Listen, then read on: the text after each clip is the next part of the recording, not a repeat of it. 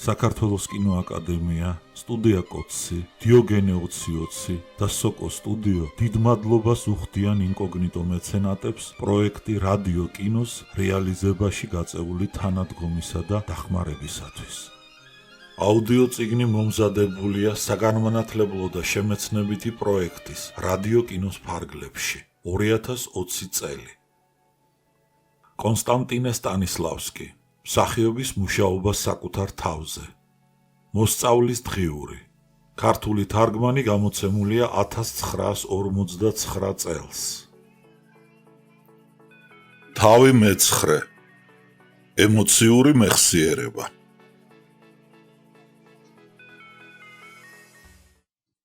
სამოცდამეხუთე ჩანაწერი. გაკვეთილი იმით დაიწყო, რომ ტორცოვმა წინადადება მოგვცა შეშლილისა და ბუხრის დანთების ეტიუდებს დაუბრუნებოდით, რომლებიც დიდი ხანია არ გაგვემეორებინა. საზღვარი არ ჰქონდა მოსწავლეთა აღტაცებას, რადგან მოსწყინდათ უეტიუდობა. ამას გარდა სასიამოვნოდ დარჩათ იმის განმეორება, რის იმედიც ჰქონდათ და რაც წარმატებით მიდიოდა ყოველთვის. უფრო მეტი სიცოცხლით ვთამაშობდით. გასაკვირი არ არის, თითეულმა იცოდა რა და როგორ უნდა გაეკეთებინა. ყოყოჩობაც კი დავიწყეთ გადაჭარბებული იმედის გამო. ეხლაც ისევე როგორც უწინ ვიუნცოვის შიშზე აქეთ-იქით დავიფანტენით. მაგრამ დღეს მოულოდნელი არ იყო ჩვენთვის შიში. ჩვენ საკმაოდ დრო გქონდა მოსამზადებლად, ვინ საით გავქცეულიყავით. ამის გამო საერთო შეხლა-შემოხლა უფრო ზუსტად დამუშავებული შეიქმნა, გაანგარიშებული და ამიტომ უფრო ძლიერი შთაბეჭდილება დატოვა, ვიდრე უწინ. სიხარულით შევკივლეთ კიდეც. მე კი როგორც მანამდე კვლავ მაგიდის ქვეშ მოვეკეცი და რადგან საფერფლე ვეღარ ვნახე, ამიტომ ერთ დიდ ალბომს დავავლე ხელი. იგივე ამბავი დაემართა სხვებსაც. აი მაგალითად, ველიამინოვას, პირველად დიმკოვასთან უცაბედი შეჩეხებისას ბალიში გაუვარდა ხელიდან. დღეს თუმცა შეტაკება არ მომხდარა, მაგრამ ბალიში მაინც გააგდო ხელიდან და როგორც უწინ ისევე დასწვდა ასაღებად. წარმოიდგინეთ ჩვენი განცვიფრება, როდესაც ეტიუდის დამთავრებისას ტორცოვმა და რახმანოვმა გამოგვიცხადეს, რომ უწინ ჩვენი თამაში იყო უშუალო, წრფელი, სიახლის მქონე და მართალი, ხოლო დღეს ყალბი, არაწრფელი და ნაძალადევი. ხელებ გაშლილი შევცქეროდით პირში, მაგრამ ჩვენ ხო ვგრძნობდით, განვიცდიდით, ამბობდნენ მოსწავლეები. თითოეული ადამიანი თავისი ცხოვრების თითოეულ მომენტში უსათუოდ რაღაცას გრძნობს, განიცდის. გპასუხობდა ტორცოვი. ის რომ არას გრძნობდეს და არ განიცდიდეს, არ ცოცხალი ადამიანი იქნებოდა, არამედ იქნებოდა მკვდარი. მხოლოდ მკვდრები არ გრძნობენ. საკითხი კი იმაშია, რას გრძნობდით, რას განიცდიდით, რას შეიგრძნობდით ამჟამად სცენაზე, შემოქმედების მომენტში. მოდი გავარჩიოთ და შევადაროთ ერთი მეორეს დღევანდელი და უწინდელი თქვენი თამაში. ეჯგარეშია, რომ ყველა მიზანსცენები, გადასვლები, გარეგანი მოქმედება, მათი თანმიმდევრობა, დაჯგუფებათა ყოველი წვრილმანი განსაცვიფრებელი სიზუსტით არის დაცული. აი თუნდაც იმ დახვავებულ ავეჯს დაუკვირდით, რომელიც საფარად არის მიყრილი კარებზე. ადამიანი იფიქრებს, ფოტოგრაფიული სურათი გადაუღიათო, ან კიდევ ავეჯის გეგმა დაუხატავთო და იმავე გეგმით მიალაგეს საფარიო. ამრიგად მთელი გარეგანი ეტიუდის ფაქტიური მხარე სიზუსტით არის განმეორებული, განსაცვიფრებელი სისწორით, რაც იმას მოწმობს, რომ გამახვილებული მეხსიერება გაქვთ მიზანსცენებისა, დაჯგუფების, ფიზიკური მოქმედების, გადასვლისა და სხვა. ასეთია საქმის გარეგანი ვითარება. მაგრამ ნუ თუ ისეთი დიდი მნიშვნელობა აქვს თქვენ სცენაზე დგომას და დაჯგუფებას. ჩემთვის მაყურებლისათვის უფრო მნიშვნელოვანია შინაგანად როგორ მოქმედებთ თქვენ, რას გრძნობთ. სინამდვილიდან აღებული და როლში ჩაქსოვილი ჩვენი საკუთარი განცდები ხომ ცხოვრებას ქმნიან სცენაზე. სწორედ ეს თქვენი შეგრძნებები კი ვერ გამოავლინეთ. გარეგანი მოქმედება, მიზანსცენები, დაჯგუფებანი, შინაგანად გაუმართლებელნი, ფორმალურნი იყვნენ, მშრალნი იყვნენ, და არც გვესაჭიროება ისინი სცენაზე. აი განსხვავება ეტიუდის წინანდელ და დღევანდელ შესრულებებს შორის. პირველად, როდესაც ვარაუდი გამოვთქვი მოულოდნელი სტუმრის შეშლილობის შესახებ, ყველანი როგორც ერთი კაცი ერთმა აზრმა შეგიპყროთ. როგორმე თავი დაგეცვათ, თავი გეხსნათ განსაცდელისაგან. ყველანი ანგარიშს უწევდით შექმნილ მდგომარეობას და მხოლოდ შეფასების შემდეგ შეუდექით მოქმედებას. ასეთი მიდგომა სწორი, ლოგიკური იყო, ნამდვილი განცდა იყო და მასში ჩანდა მისი ხორცშესხმა. დღეს კი პირიქით, თქვენ გაგეხარდათ ნაცნობი ეტიუდის თამაში და უცებ დაუფიქრებლად, საგულისხმო ვითარების შეუფასებლად, წინა თამაშის ნაცნობ გარეგან მოქმედებათა გადმოღება დაიწყეთ. აი ეს არ არის სწორი. პირველად სამარისებული სიჩუმე იყო. დღეს კი მხიარულება და აღტკინება. ყველა თავის საგანს ეცა, ველიამინოვა ბალიშს, ვიუნცოვი შუქსაფარს, ნაзвანოვი ალბომს საფერფლის ნაცვლად, ბუტაფორს საფერფლის დადება დაავიწყდა. თავს ვიმართლებდი მე. პირველად წინასწარ მოამარაგეთ ის, განა წინასწარ იცოდით რომ ვიუნცოვი დაიკივლებს და შეგაშინებთ თქვენ? მეკითხებოდა არკადი ნიკოლოზისძე. საკვირველია. დღეს როგორ გაითვალისწინეთ რომ ალბომი დაგეჭირათ. მე ვფიქრობ რომ შემთხვევით უნდა მოგხვედროდათ ის ხელში. სამწუხაროა რომ ეგ ან სხვა შემთხვევითობა დღესაც არ განმეორდა. აი კიდევ ერთი წვრილმანი. პირველად თქვენ თვალმოუშორებლად უმზერდით კარებს, რომლის იქითაც უნდა მდგარიყო ვითომ შეშლილი. ხოლო დღეს თქვენ მთელი ყურადღება გადმოიტანეთ მაყურებელზე, ივან პლატონის ძეზე და ჩემზე. შეშლილი კი თითქოს აღარ არსებობდა თქვენთვის. თქვენ გინდოდათ გაგეგოთ რა შთაბეჭდილებას მოახდენდით ჩვენზე თქვენი თამაშით. იმის ნაცვლად რომ შეშლილს დამალვოდით, ჩვენ გვეჩვენებოდით. პირველად თუ თქვენი შინაგანი გრძნობის, ინტუიციის კარნახით მოქმედებდით, დღეს თქვენ ბრმად, თითქმის მექანიკურად მისდევდით გატკეპნილ ბილიქს. იმეორებდით პირველ ალალბედზე წარმატებით ჩატარებულ რეპეტიციას. თქვენ არ ქმნიდით ახალს, დღევანდელი დღის ნამდვილ ცხოვრებას. მასალას თქვენ იღებდით არა ცხოვრებიდან, არამედ თეატრალური, აქტიორული მეხსიერებიდან. ის რაც პირველად თავისთავად წარმოიშვებოდა შიგნიდან, ბუნებრივად, ხორციელდებოდა მოქმედებაში, დღეს ხელოვნურად ღვივდებოდა. საზღვარს სცილდებოდა იმისათვის, რომ უფრო მეტი შთაბეჭდილება მოეხდინა მაყურებელზე. ერთი სიტყვით ის დაგემართათ, რაც ოდესღაც დაემართა ერთ ახალგაზრდას, რომელიც ვასილი ვასილის ძე სამოილოვთან მივიდა რჩევისათვის. გავიდეს თუ არა სცენაზე. გამობრძანდით, შემდეგ ხელახლა შემოდით და გაიმეორეთ ის, რაც ახლა მითხარით. წინადადება მისცა მას გამოჩენილმა მსახიობმა. ახალგაზრდამ გარეგნულად გაიმეორა თავისი პირველი მოსვლა, მაგრამ პირველი მოსვლის განცდა ვეღარ გაამართლა და შინაგანად ვერ გააცხოველა თავისი გარეგანი მოქმედება. რაც არ უნდა იყოს არც ჩვენმა შედარებამ ხსენებულ ახალგაზრდასთან, არც დღევანდელმა თქვენმა მარცხმა არ უნდა შეგაფიქრიანოთ. ესეც უნდა მომხდარიყო ყველაფერი და მე აგიხსნით თუ რატო. საქმე ის არის, რომ შემოქმედების საუკეთესო გამომწვევი ხშირად მოულოდნელობა არის. შემოქმედებითი თემის სიახლე. ეტიუდის პირველი შესრულების დროს ამ მოულოდნელობას ჰქონდა ადგილი. ხოლო დღეს იგი აღარ არსებობდა. რადგან ყველაფერი უკვე ნაცნობი იყო თქვენთვის. გასაგები, ნათელი, თითქმის გარეგანი სახეც კი. როგორ უნდა დაბოლოვებულიყო თქვენი მოქმედება, ისიც კი იცოდით. ამ პირობებში ღირსგანა ხელახლა მოიფიქროს კაცმა, შეეკითხოს თავის ცხოვრების გამოცდილებას, შეგრძნებებს, რომლებიც განიცადა სინამდვილეში, რაღა საჭიროა ასეთი მუშაობა. თუ ყველაფერი უკვე შექმნილია, მოწონებულია ჩემს მიერ და ივან პლატონის ძის მიერ. უაღრესად მაცტური რამ არის მსახიობისათვის გამზადებული გარეგანი სახე. მერე და რა არის გასაკვირი ამაში, რომელთაც თითქმის პირველად შეზდგით ფეხის სცენაზე, წაგძლიათ სულმა და ისარგებლეთ გამზადებულით და მასთან დიდი მეხსიერება გამოამჟღავნეთ გარეგანი მოქმედებისადმი. ხოლო რაც შეეხება მეხსიერებას გრძნობიერებისადმი, დღეს არ გამოვლინებულა ის.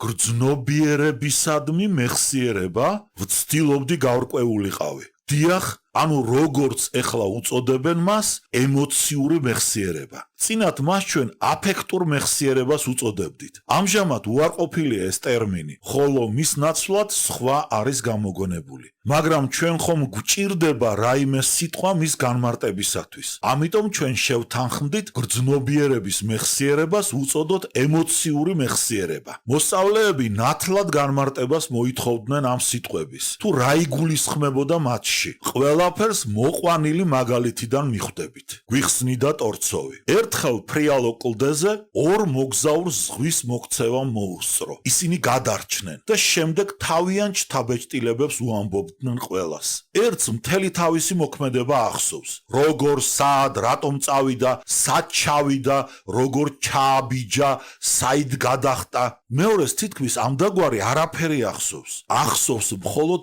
იმ დროს განცდილი გრძნობიერებანი. პირველად აღფრთოვანება, შემდეგ ყურადღების გამახვილება, შიში, იმედი, ეჭვები და ბოლოს პანიკური მდგომარეობა. აი ეს შეგრძნებანი რჩება ემოციურ მეხსიერებაში. დღეს რომ შეშლილის ეტიუდის მოგონებაზე მეორე მოგზაურივით გახსენებოდათ პირველად განცდილი შეგრძნობანი. თქვენ რომ იმ განცდებით გეცხოვრათ, დღეს სცენაზე ახლებურად, ნამდვილად, ნაყოფიერად და მიზანშეწონილად გემოქმედათ, ყველაფერი ეს რომ თავისთავად მომხდარიყო თქვენი ძალდატანების გარეშე, თქვენი ნებისყოფის გარეშე. აი მაშინ ვიტყოდი რომ თქვენ უაღრესად განვითარებული ემოციური მეხსიერება გქონიათ.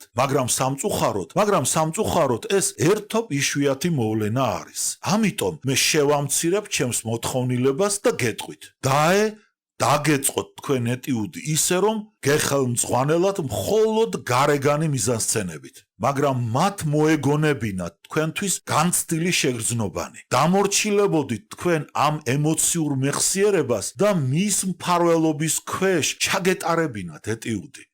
ამ შემთხვევაში მე ვიტყოდი რომ არა განსაკუთრებული, არა ზებუნებრივი, მაგრამ მაინც კარგი ემოციური მეხსიერება გაქვთ. მე მზად ვარ კიდევ შევამცირო ჩემი მოთხოვნილება და დავუშვა, რომ თქვენ დაიწყეთ ეტიუდის თამაში გარეგნულად. ფორმალურად ნაჩვევმა მიზანსცენებმა და ფიზიკურმა მოქმედებებმა ვერ გააცხოველეს მათთან დაკავშირებული შეგრძნობანი. რომ თქვენ მოთხოვნილებაც კი არ დაგებადათ, შეგეფასებინათ შექმნილი საგულისხმო ვითარება, რომელშიაც მოგელოდათ მოქმედება, როგორც ეს პირველად იყო. ასეთ შემთხვევაში შეიძლება რომ ფსიქოტექნიკაც კი დაიხმაროთ. ანუ ახალი თუ რომ და საგულისხმო ვითარება შემოიტანოთ, ახლებურად გადააფასოთ ისინი და გამოაფხიზლოთ მთლემარე ყურადღება, წარმოსახვა, სიმართლის გრძნობა, რწმენა, აზრი, ხოლო მათი შემწეობით კი გრძნობაც.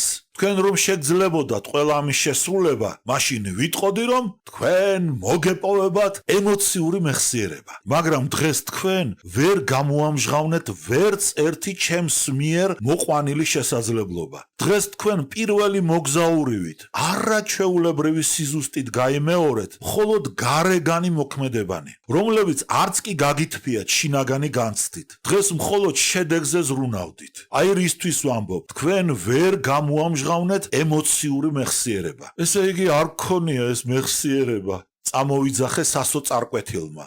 არა, თქვენ არასწორი დასკვნა გამოგაქვთ, მაგრამ ჩვენ ამას შემდეგ გაკვეთილზე შევამოწმებთ. მოგვიგო დამშვიდებული კილოთი არკადი ნიკოლოზის ძემ.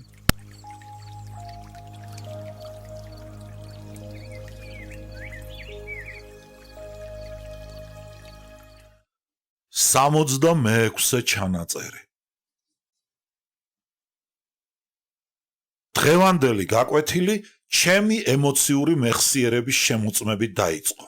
გახსოვთ, მომართა არკადი ნიკოლოზის ძემ. მსახიობთა ფოიეში მიამბობდით იმ განსაცვიფრებელი შთაბეჭდილების შესახებ, რომელიც მოახდინა თქვენზე მოსკვინმა, უდიდესმა მსახიობმა, როდესაც გასტროლებზე ჩამოვიდა თქვენს ქალაქში. ნუ თუ ამჟამადაც ისე ნათლად და გარკვევით გახსოვთ მისი წარმოდგენები, რომ მათ მოგონებაზე ისევ აღფრთოვანებაში მოდიხართ, ისე როგორც 5-6 წლის წინ განიცდიდით. შეიძლება ისეთი სიმახვილით არ მეორდებოდეს ეს ყველაფერი, მაგრამ რაღაც გამოცოცხლება დამეტყობა ხოლმე ამ მოგონებების გახსენებისას. იმდენად ძლიერად, რომ როდესაც იმ შთაბეჭდილებებს ჩაუფიქრდებით, გული საგულე სულეში აღარა გაქვთ. აი რა ვიცი, თითქმის თუ გატაცებით ჩაუკვირდები მათ, რას გრძნობთ სულიერად ან ფიზიკურად, როდესაც თქვენი მეგობრის ტრაგიკული სიკვდილი გახსენდებათ, რის შესახებაც იმავე საღამოს და იმავე ფოიეში მიამბეთ. იცით, მე გაურბივარ იმ ძიმე მოგონებებს, რადგან ისინი საკმაოდ გულსაკლავად მოქმედებენ ჩემზე. აი ეგ მეხსიერება, რომელიც ხელს გიწყობთ გაიმეოროთ ყველა ნაცნობი უწინ განცდილი გრძნობიერებანი, განცდილი მოსკვინის გასტროლებისა და მეგობრის სიკვდილის დროს, სწორედ ეგ არის მეხსიერება. ეგ არის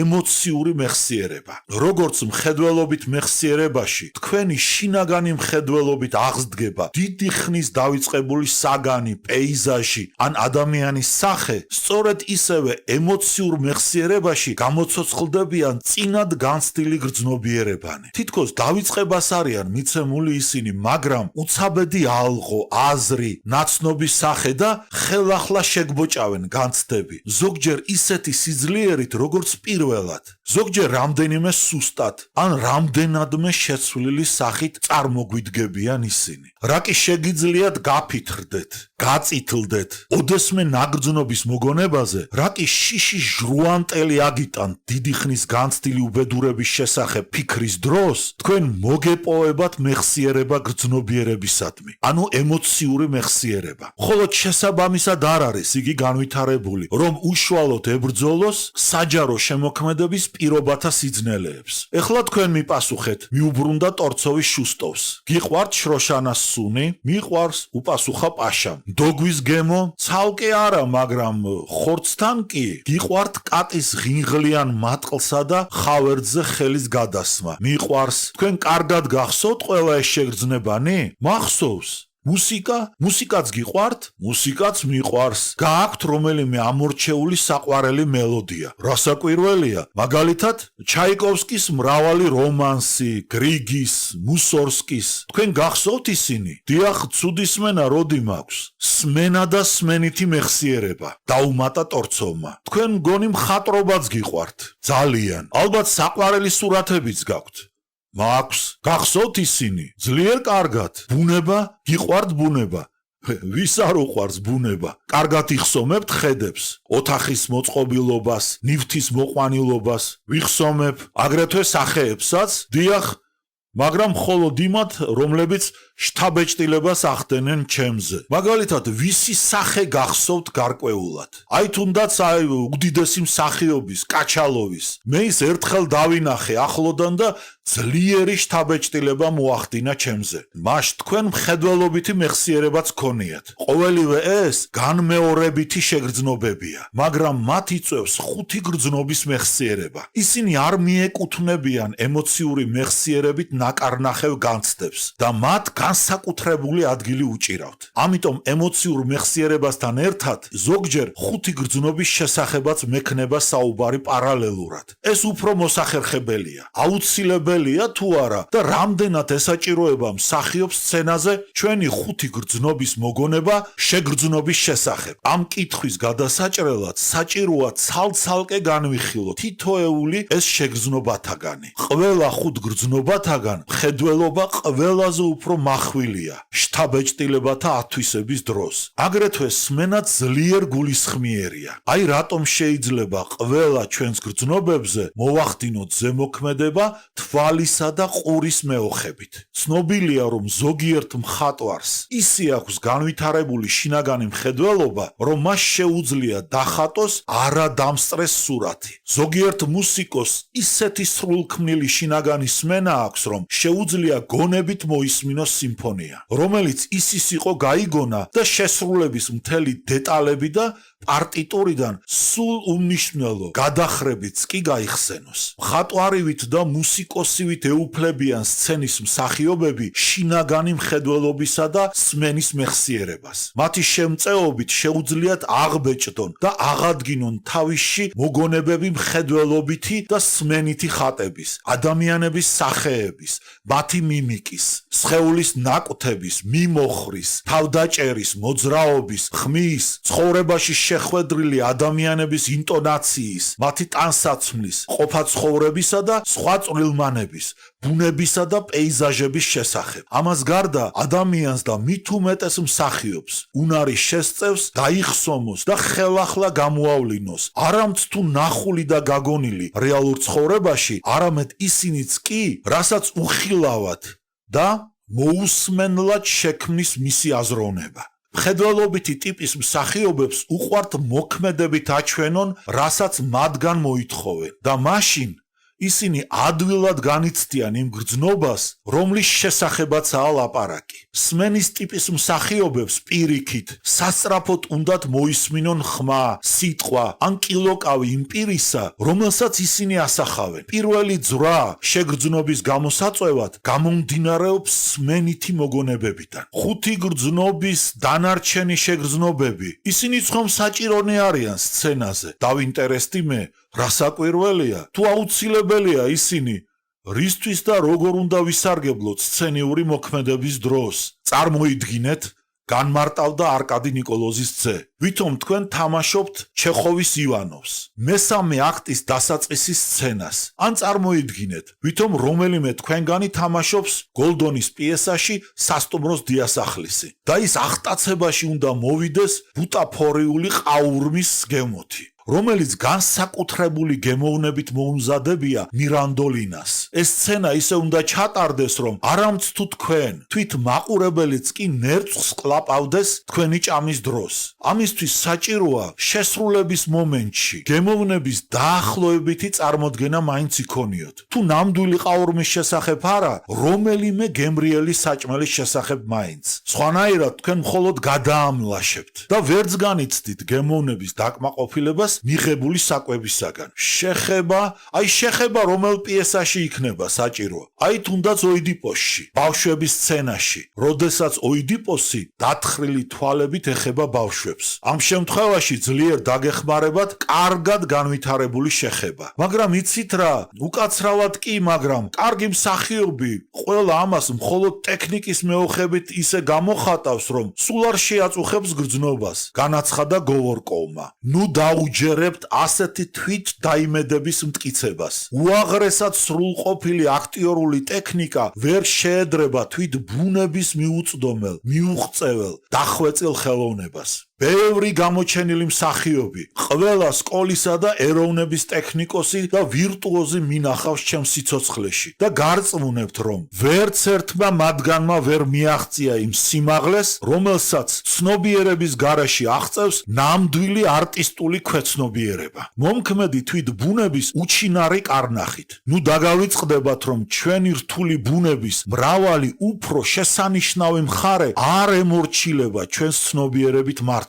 მხოლოდ ბუნება შეუძლია დაეუფლოს ამ მიუწვდომელ მხარეს. მის დაუხმარებლად ჩვენ მხოლოდ ნაწილობრივ და არა მთლიანად შეგვიძლია დავეუფლოთ განცდასა და ხორცშესხმას ჩვენს რთულ შემოქმედებით აპარატში. და გემოსი, შეხების, ყნოსვის შეგრძნობათა მოგონებანი სულ უფრო ნაკლებად გამოვიყენოთ ჩვენს ხელოვნებაში. მათ მაინც ზოგჯერ დიდი მნიშვნელობა ეძლევათ. მაგრამ ასეთ შემთხვევაში მათი როლი მხოლოდ მომსახურებითია, მხოლოდ დამხმარეა. რაში გამოიხატება ის, არ ვეშვებოდი მე. მაგალითად აგიხსნით, თქვა ტორცოვმა.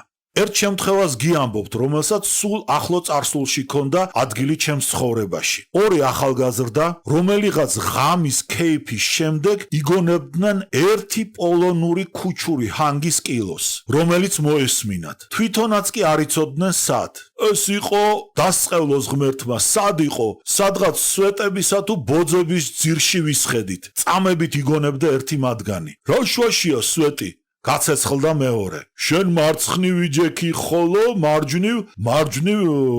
მარჯვნივ ვიღაიჯდა. ძალას ატანდა თავის მხედველობით მეხსიერებას პირველი მოკეიფე. არა ვინჯდარა, არც არავითარი სვეტი არ ყოფილა, ხოლო ჩვენ რომ ებრაულად მომზადებულ ქარიყლაპიას შევექცეოდით, ეს სინამდვილეა და საძაგელი სუნამოს სუნი მოდიოდა, ყვავილოვანი ოდეკოლონისა. დიახ, დაემოწმა მეორე. სუნამოს სუნი და ებრაულად მომზადებული ქარიყლაპია, საძაგელი, დაუვიწყარი, გულის ამრევ ბუნებაზე მაყენებს. ეს შთაბეჭდილებები დაეხმარა მათ გვერდით მჯდომი ვიღაც მანდილოსანი გაეხსენებინათ, რომელიც კიბორჩხალას ჭამდა. შემდეგ მათ დაინახეს სუფრა, მისი სერვირება, სვეტი, რომლის ქვეშაც მართლაც ისხდნენ თურმე ისინი. ამასთან ერთმა მოკეიფეთაგანმა მოულოდნელად შემოსძახა ფლეიტის ჰანგები და მოიგონა თუ როგორ უკრავდა ამ მელოდიას ერთი მუსიკოსი. გაიხსენა აგრეთვე ლოტბარიც. ასე თანდათანობით აღსდგა მათ მეხსიერებაში გემოვნების, ყნოსვის და შეხების შეგრძნებანი და მათი შემწეობით იმღამეს მიღებული სმენითი და მხედველობითი შთაბეჭდილებანი. უკანასკნელად ერთმა მოკეიფეთაგანმა მოიგონა პოლონური ქუჩური ჰანგების რამოდენიმე კილოკავი. მეორემ თავის მხრივ კიდევ რამდენიმე კილოკავი დაუმატა, ხოლო შემდეგ ორივემ ერთად დაამღერეს მეხსიერებაში აღდგენილი მთელი ჰანგი და ამასთან იმ ლოტბარივით ხელმძღვანელობდნენ ერთმანეთს. მაგრამ ამით არ გათავებულა ყველაფერი. მოკეიფეებს მოაგონდათ რაღაც მიყენებული შეურაცხყოფის შესახებ სიმთვრალის დროს. შეეკამათნენ ერთმანეთს და გაცეცხლებულებმა ხელმეორედ წაიჩხუბეს. ამ მაგალითიდან ჩანს თუ რა მჭიდრო კავშირი და ზემოქმედება სუფევს ჩვენს ხუთ გრძნობას შორის. აგრეთვე მათი გავლენა ემოციური მეხსიერების მოგონებაზე. ამრიგად, როგორც ხედავთ, მსახიობისათვის აუცილებელ საჭიროებას წარმოადგენს არა მარტო ემოციური, არამედ ყველა ჩვენი ხუთი გრძნობის მეხსიერება.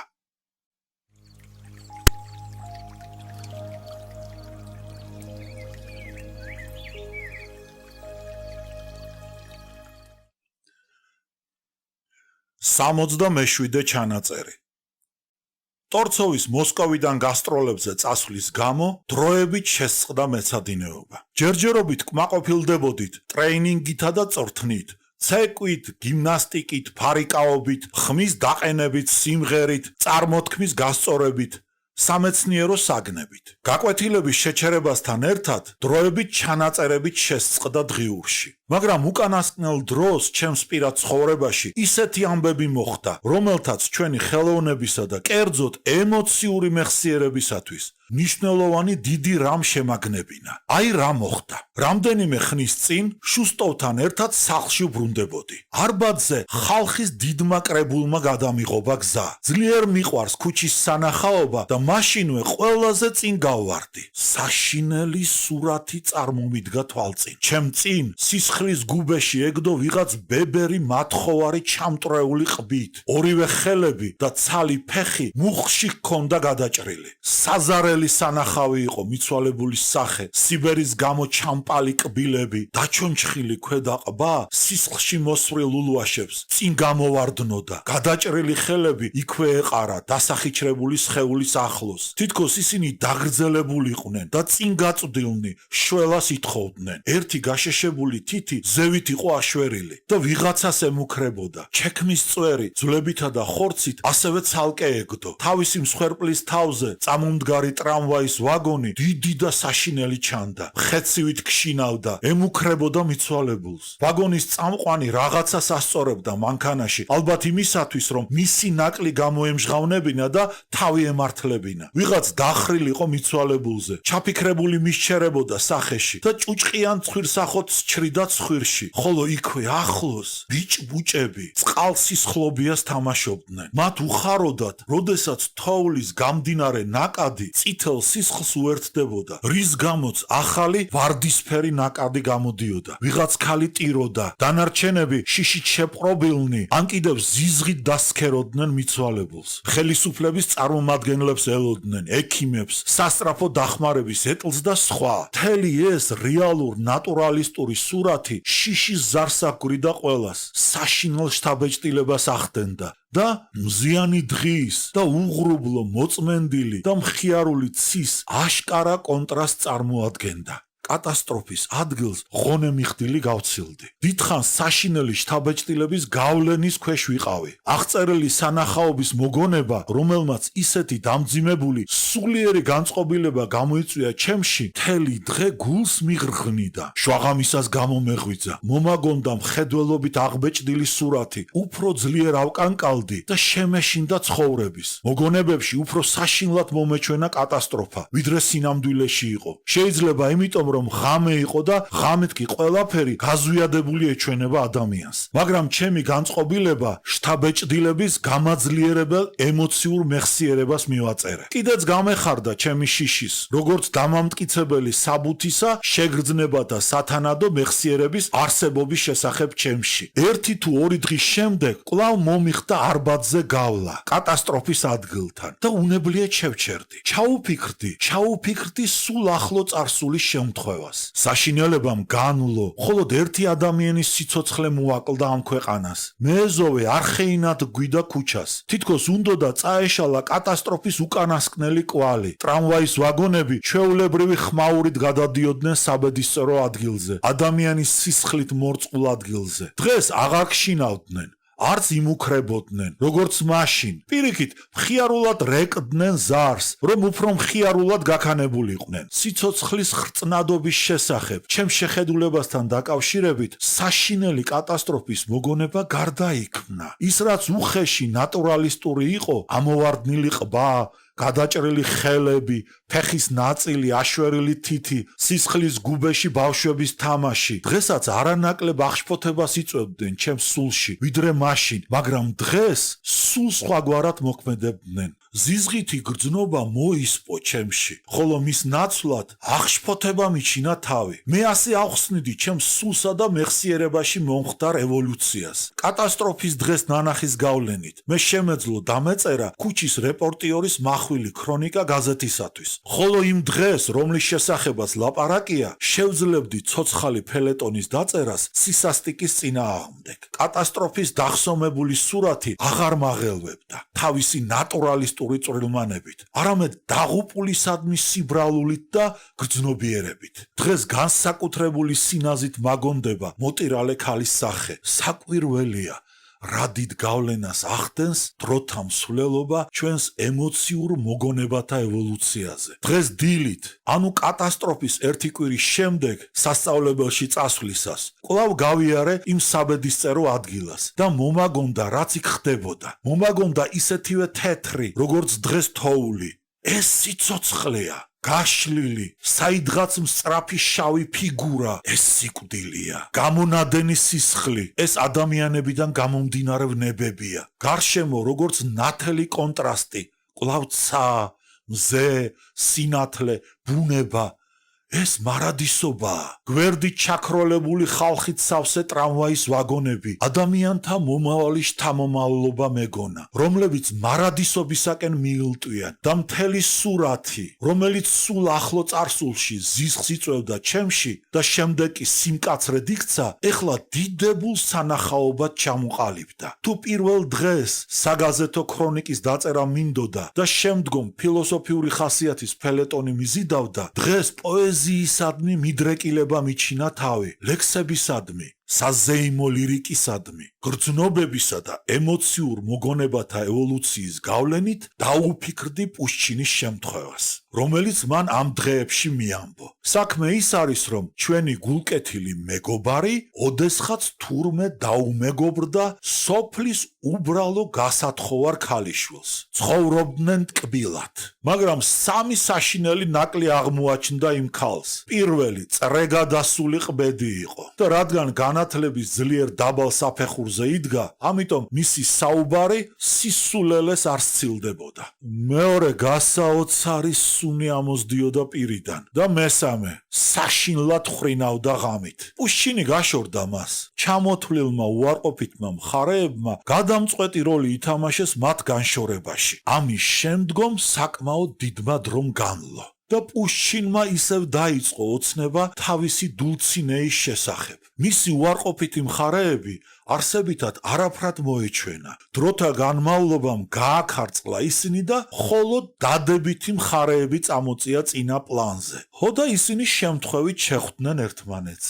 დულსინეა მოსამსახურეთ იყო სწორედ იმ ოჯახში, სადაც პუშჩინი ჩასახლდა წინასწარი განზრახვით. მათ შორის ყველაფერი ძველებური რომანტიზმით დატრიალდა, მაგრამ ცხოვრების კანონებმა ისევ იჩინეს თავი. ეხლა, როდესაც ემოციური მოგონებანი სინამდვილედ იქცნენ, პუშჩინი ხელახლა ოცნებობს განშორების შესახებ.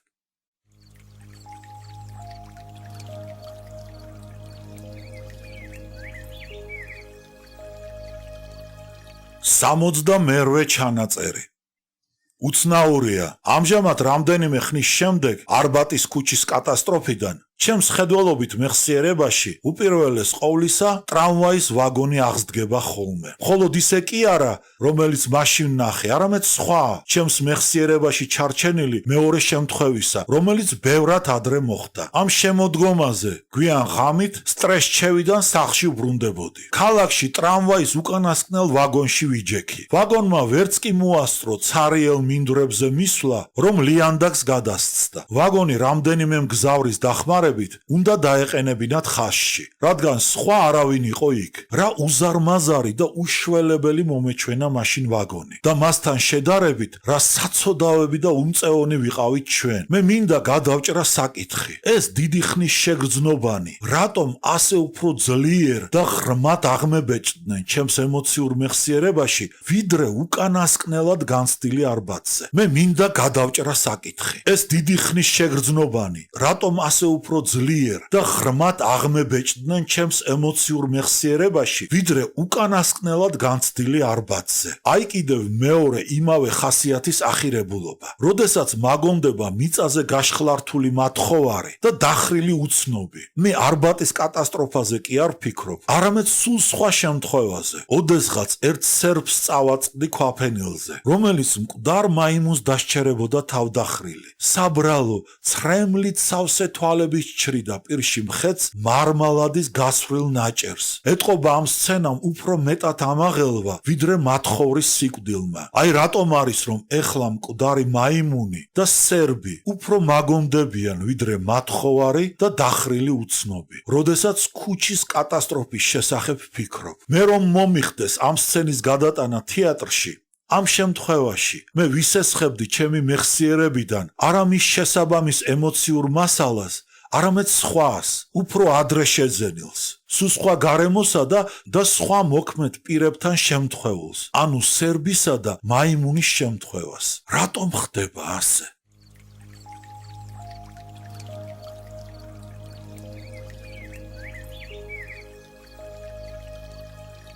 სამოცდამეცხრე ჩანაწერი. ტორცოვი მოგზაურობიდან დაბრუნდა და დღეს მისი გაკვეთილი შედგა. მე უამბე მას ჩემში მომხდარე ევოლუციის შესახებ კატასტროფის შემდეგ.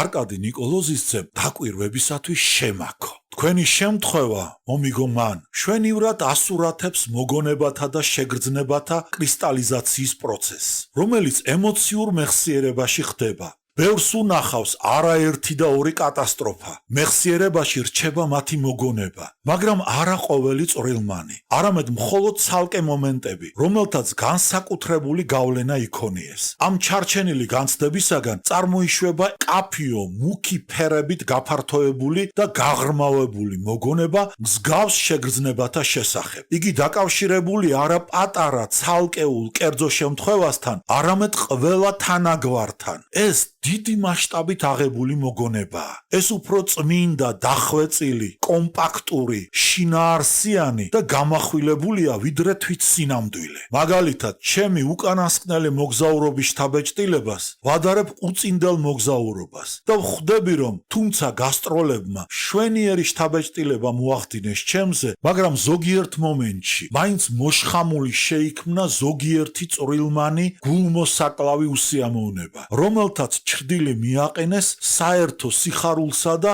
აღტაცებას და დააწვრილმანეს ისინი. უწინდელი მოგზაურობიდან არ დამრჩენია ასეთი მოგონება. ემოციურმა მეხსიერებამ გაწმინდა მოგონებანი დროთა განმავლობის ბრძმეთში. ეს ძლიერ კარგია. უამისოდ შემთხვევითი წვრილმანები დაჩრდილავდნენ მეხსიერებაში უმთავრეს და ეს უმთავრესი წვრილმანებში გაეთქვიფებოდა. დრო მშვენიერი ფილტრია, დიდებული განსაწმენდელი, განცდილ შეგრძნებათა მოგონებისა. ეს კიდევ ცოტაა, იგი საუკეთესო მხატვარია. ის არამც თუ წმენდს, არამედ პოეზიის შარავანდედით მოსავს მოგონებას. მეხსიერების ასეთი თვისების წყალობით თითქმის პირქუში, რეალური და უხეში ნატურალური განცდები დროთა განმავლობის გამო მომხიბლავ მხატვრულ რაიმედ გადაიქცევიან. მაგრამ იტყვიან, რომ დიდი მწერლები და მხატვრები სინამდვილიდან სწერენო. და ასე იყოს, მაგრამ ისინი ხომ ფოტოგრაფიულ სურათებს არ იღებენ, არამედ ზეშთაგონდებიან სინამდვილით და საკუთარ არსებაში გაატარებენ ნიმუშს და თავისი ემოციური მეხსიერების ცხოველმყოფელი მასალით შეავსებენ მას.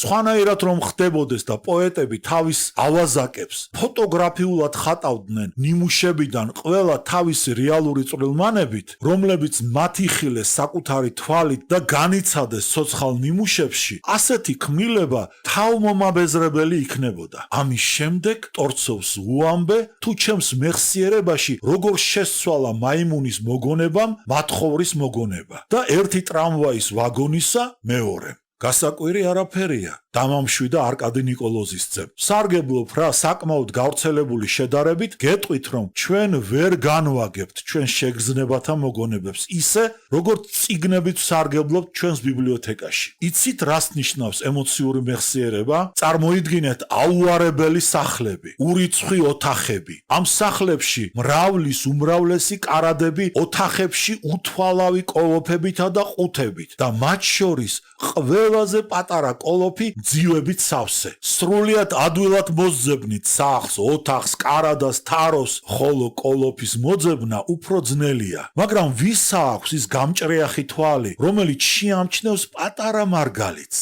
რომელიც უცებ ამოგორდა, წამიერად გაიელვა და სამუდამოდ მიეფარა თვალს, ხოლო შემთხვევით თუ შეიძლება ხელმეორედ წააწყდე სადმე ამას. ასევე ხდება ჩვენი მეხსიერების არქივში. იქაც მოიძებნება თავისებური კადრები, ყუთები, კოლოფები, ზოგიერთი მათგანი ხელმისაწვდომია, სხვები კი არა. როგორ მოვძებნოთ ემოციურ მოგონებათა ის მარგალიტები, რომელთაც უცებ გაგვირბინეს თვალწინ და სამუდამოდ მიეფარნენ. მეტეორივით წამიერად გაგვინათეს და მარადიულ წყდიაჩი შთაინთქმნენ. როდესაც ისინი გვევლინებიან და აფეთქდებიან ჩვენში, როგორც სერბის სურათი მაიმუნით. ასეთ მოჩვენებათა მოვლენებისათვის ბერძნულ ღმერთს აპოლონს გადაუხადეთ მადლობა. ხოლო იმაზე ნუ იოცნებებთ, დაიბრუნოთ ერთხელ სამუდამოდ ჩამქრალი გრძნობა. სერბის ნაცვლად ხვალ სულ სხვა რა მოგაგონდებათ. გუშინდელს ნუელით და დღევანდელით დაკმაყოფილდით. ოღონდ უკეთესად მიიღეთ ახლად აღდგენილი მოგონებანი. ამ შემთხვევაში თქვენი სული ახალი ენერგიით გამოეხმაურება მას, რამაც ხშირად განმეორებით ააფორიაქა პიესაში. თქვენ ხელახლა აღიგზენით და მაშინ შესაძლებელია კვლავ მოგევლინოთ შთაგონება, ზეშთაგონება, მაგრამ ნუ იფიქრებთ ძველი მარგალიტებისადმი გამოკიდებას. ის უკვე განუმეორებელია, როგორც გუშინდელი დღე, როგორც ბავშვის სიხარული, როგორც პირველი სიყვარული. ეცადეთ აღსდგეს თქვენში ყოველთვის დღეისათვის დანიშნული ახალი ზეშთაგონება. ნუ შეგაფიქრიანებთ ის გარემოება, რომ გუშინდელთან შედარებით სუსტია იგი. უკვე კარგია ის, რომ დღევანდელია, ბუნებრივია. თავისთავად მალულად მოგევლინათ, რომ აღაგზნოს თქვენი შემოქმედება. ამას გარდა ვინ განმარტავს, თუ ნამდვილი შთაგონების რომელი შემოქმედებითი აფეთქებაა უკეთესი ან უცუდესი. ყველა ისინი ლამაზი და მშვენიერია თავისებურად, თუნდაც მხოლოდ იმიტომ, რომ ისინი ზეშთაგონებითი არიან.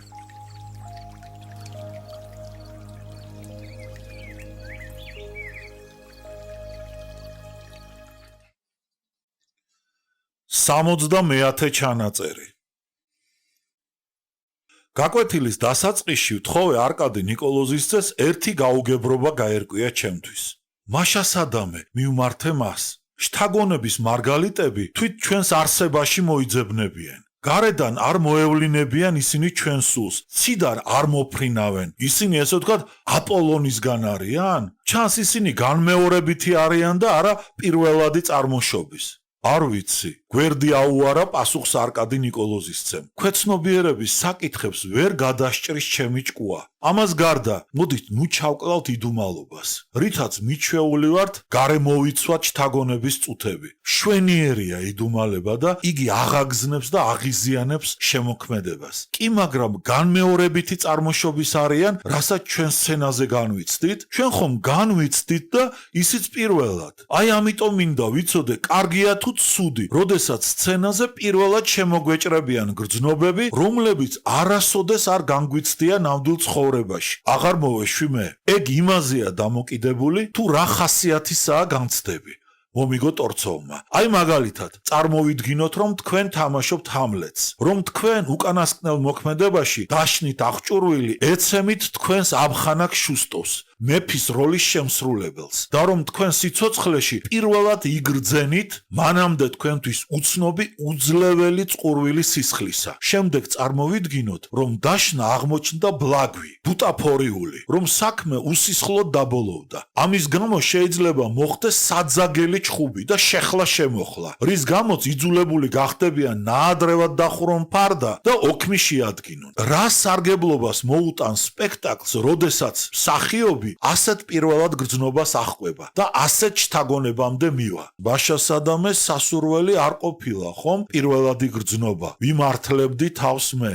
პირიქით, ძლიერ სასურველია, მამშვიდებდა არკადი ნიკოლოზისძე. ისინი წრფელი გრძნობებია, ძლიერია, კაზმული, მაგრამ სცენაზე ისი არ გამომჟღავნდებიან, როგორც თქვენ წარმოგიდგენიათ, ანუ გრძელი პერიოდობით. მთელი აქტის განმავლობაში პირველადი გრძნობა წუთიერად აფეთქდება და ცალკე ეპიზოდებით ჩაერთვის როლს. ამ სახით უაღრესად სასურველია სცენაზე და მთელი ჩემი არსებით ამ სახით ისინი უაღრესად სასურველნი არიან სცენაზე და მთელი ჩემი არსებით მივესალმები მათ. დაე უფრო ხშირად მოგვევლინოს ის და გაამახვილოს ნებათა ჭეშმარიტება, რასაც ჩვენ ყველაზე მეტად ვაფასებთ შემოქმედებაში. მოულოდნელობა, რომელიც პირველად გრძნობაშია დამარხული, შეიცავს თავისში მსახიობისათვის უძლევ, აღმგზნებ ძალას. ერთია საწყენი. ჩვენ კი არ ვეუფლებით პირველადი განცდის მომენტებს, არამედ ისინი გვეუფლებიან ჩვენ. ამიტომ მეტი არა დაგვრჩენია რა, რომ თვით ბუნებას დაუთმოთ ამ საკითხის გადაჭრა და დავიმშვიდოთ თავი. თუ პირველად გრძნობა შეუძლია გამოვლინება, დაე თვითონ გამოვლინდეს თავისით, როდესაც ეს მას მოესურვება. ოღონდ პიესისა და როლის ხელშემშლელი ხასიათი ნუ ექნება მას.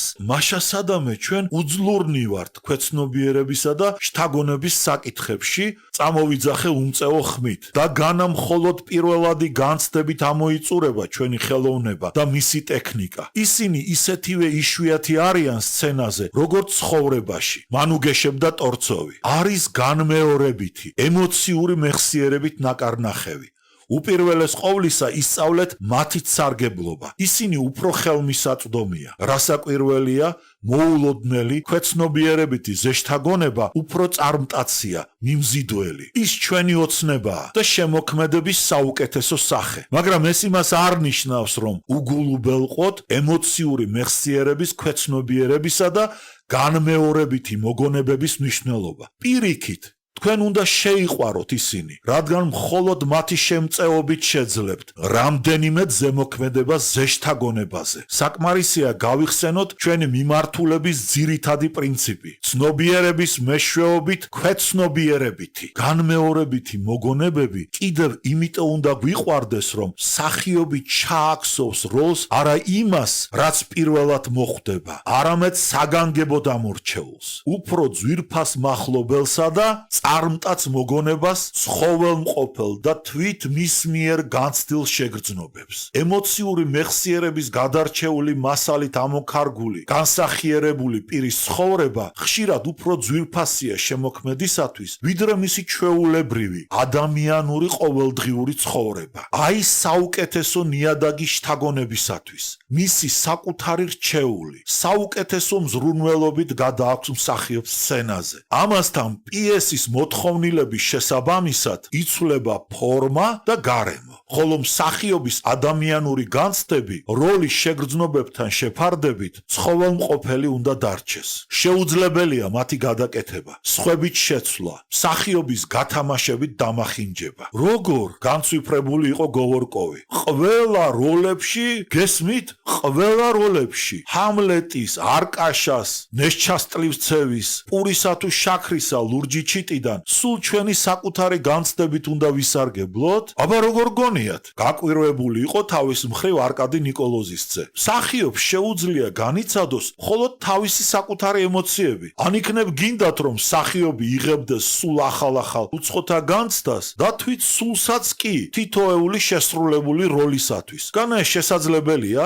მერე და რამდენი სული უნდა დაიტიოს მან თავისში. შეუძლებელია ამოიგლიჯოს თავის საკუთარი სული და სამაგიეროდ როლის შესაფერისი სხვისი სული დაიქირაოს. მერე სად მოძებნის ასეც? ჯერ კიდევ განუხორციელებელ მკვდარ როლს ხომ არ სთხოვს? ის ჯერ თვითონ ელის რომ შთაბეროს მას სული. შეიძლება იქირაოს ადამიანთა ტანსაცმელი საათი, ხოლო შეუძლებელია გამოართვას ვინმეს ან როლს დაესესხოს გრძნობა. აბა ვინ ამიხსნის? როგორ მოხერხდება ეს? ჩემი გრძნობა მე მეკუთვნის განუშორებლივ, ხოლო თქვენ კიდევ თქვენი შეიძლება შეიცნოთ, თანაუგრძნოთ როლს, მის ადგილას წარმოიდგინოთ თავი და იმოქმედოთ სწორედ ისე, როგორც განსახიერებული პირი. ეს შემოქმედებითი მუშაობა თვით მსახიობშიც გამოიწვევს როლის შესაფერის განცდებს, მაგრამ ეს გრძნობები დრამატურგის მწერლის მიერ ასახულ პიროვნებას კი არ ეკუთვნის, არამედ თვით მსახიობს.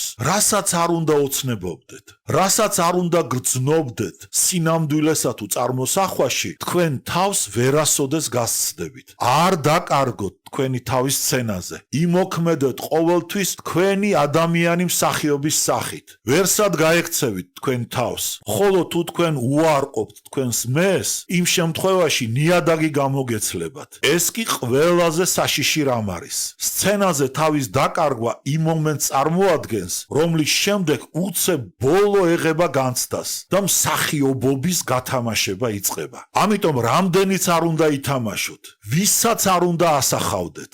ყოველთვის ყოველგვარი გამონაკლისის გარეშე საკუთარი გრძნობებით უნდა ისარგებლოთ. ამ კანონის დარღვევა იგივეა, რომ მსახიობმა მოჰკლას განსახიერებული პირი, წაართვას მას თრთოლვარე, ცოცხალი ადამიანური სული, რომელიც მარტო შთაბერავს სიცოცხლეს მკვდარ როლს. როგორ? ესე იგი მთელ სიცოცხლეს ჩემი თავი უნდა წარმოვადგინო?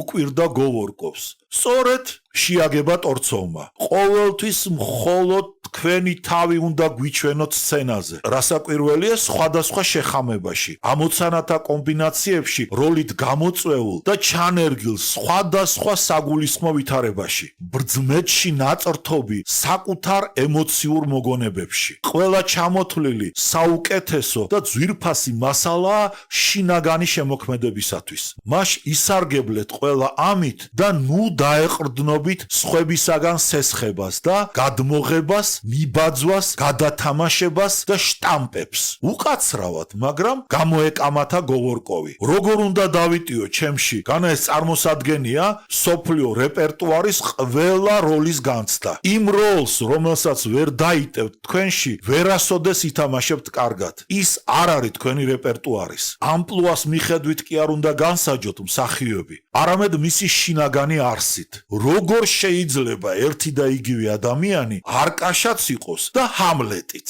ვეკითხებოდით ერთმანეთს. უწინარეს ყოვლისა, მსახიობი არც ერთია და არც მეორე. ის თავისთავად ადამიანია მკაფიოდ თუ მკრთალად გამოხატული შინაგანი და გარეგანი ინდივიდუალობით. მოცემული მსახიობის ბუნებაში შეიძლება არ მოიძებნებოდეს არკაშას და ჩასტლივცევის გაიძვერობა და ჰამლეტის კეთილშობილება. მაგრამ თითქმის ყველა ადამიანური ღირსება, ნაკლოვანებათა ჩანასახი მიდრეკილებანი, ყოველთვის მოიძებნება მასში. ხელოვნება და მსახიობის სულიერი ტექნიკა იქით უნდა იყოს მიმართული, რომ ბუნებრივი გზით აღმოაჩინონ თავისში ადამიანური ბუნების ღირსება ნაკლოვანებანი, ხოლო შემდეგ ააღორძინონ და განავითარონ ისინი ამა თუ იმ როლის შესაბამისად შესასრულებლად. ამგვარად სცენაზე განსახიერებული პირის სული კომბინირებული იქნება მსახიობის მიერ და შესდგება საკუთარი სულის ცოცხალი ადამიანური ელემენტების, თავისი ემოციური მოგონებებისა და სხვათაგან. ის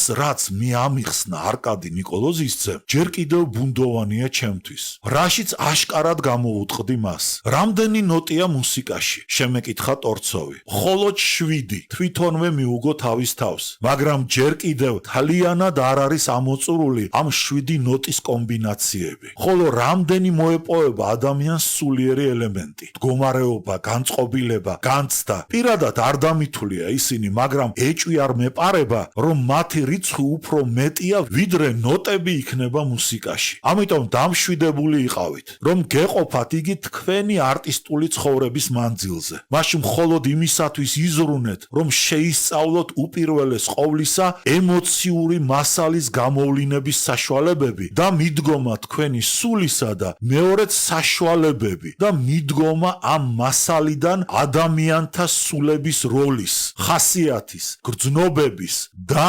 ვნებათა უთვალავი კომბინაციების შექმნისას. რას წარმოადგენენ ეს საშუალებები და მიდგომა, აღარ მოვეშვი. უპირველეს ყოვლისა იმას, რომ შეისწავლოთ ემოციური მეხსიერების აღდგენა, გაცოცხლება, განმარტავდა ტორცოვი. როგორ უნდა გამოვაცოცხლოთ ის? შევეკითხე კვლავ. თქვენ იცით, რომ ამისათვის არსებობს მრავალი შინაგანი საშუალება და გამომწვევი მიზეზი, მაგრამ არის კიდევ გარეგანი გამომწვევი მიზეზები და საშუალებები, ხოლო მათ შესახებ შემდეგში, რადგან ეს საკითხი რთულია, მაგრამ მიმზიდველი და საინტერესო.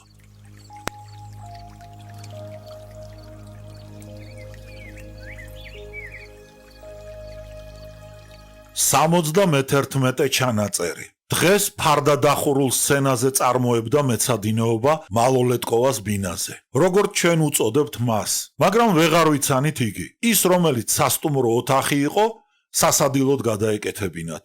უწინდელი სასადილო კი საწოლ ოთახად გადაექციათ. მისაღები დარბაზიდან რამოდენიმე ოთახი გამოეჭრათ და კარადებით გადაეტიხრათ.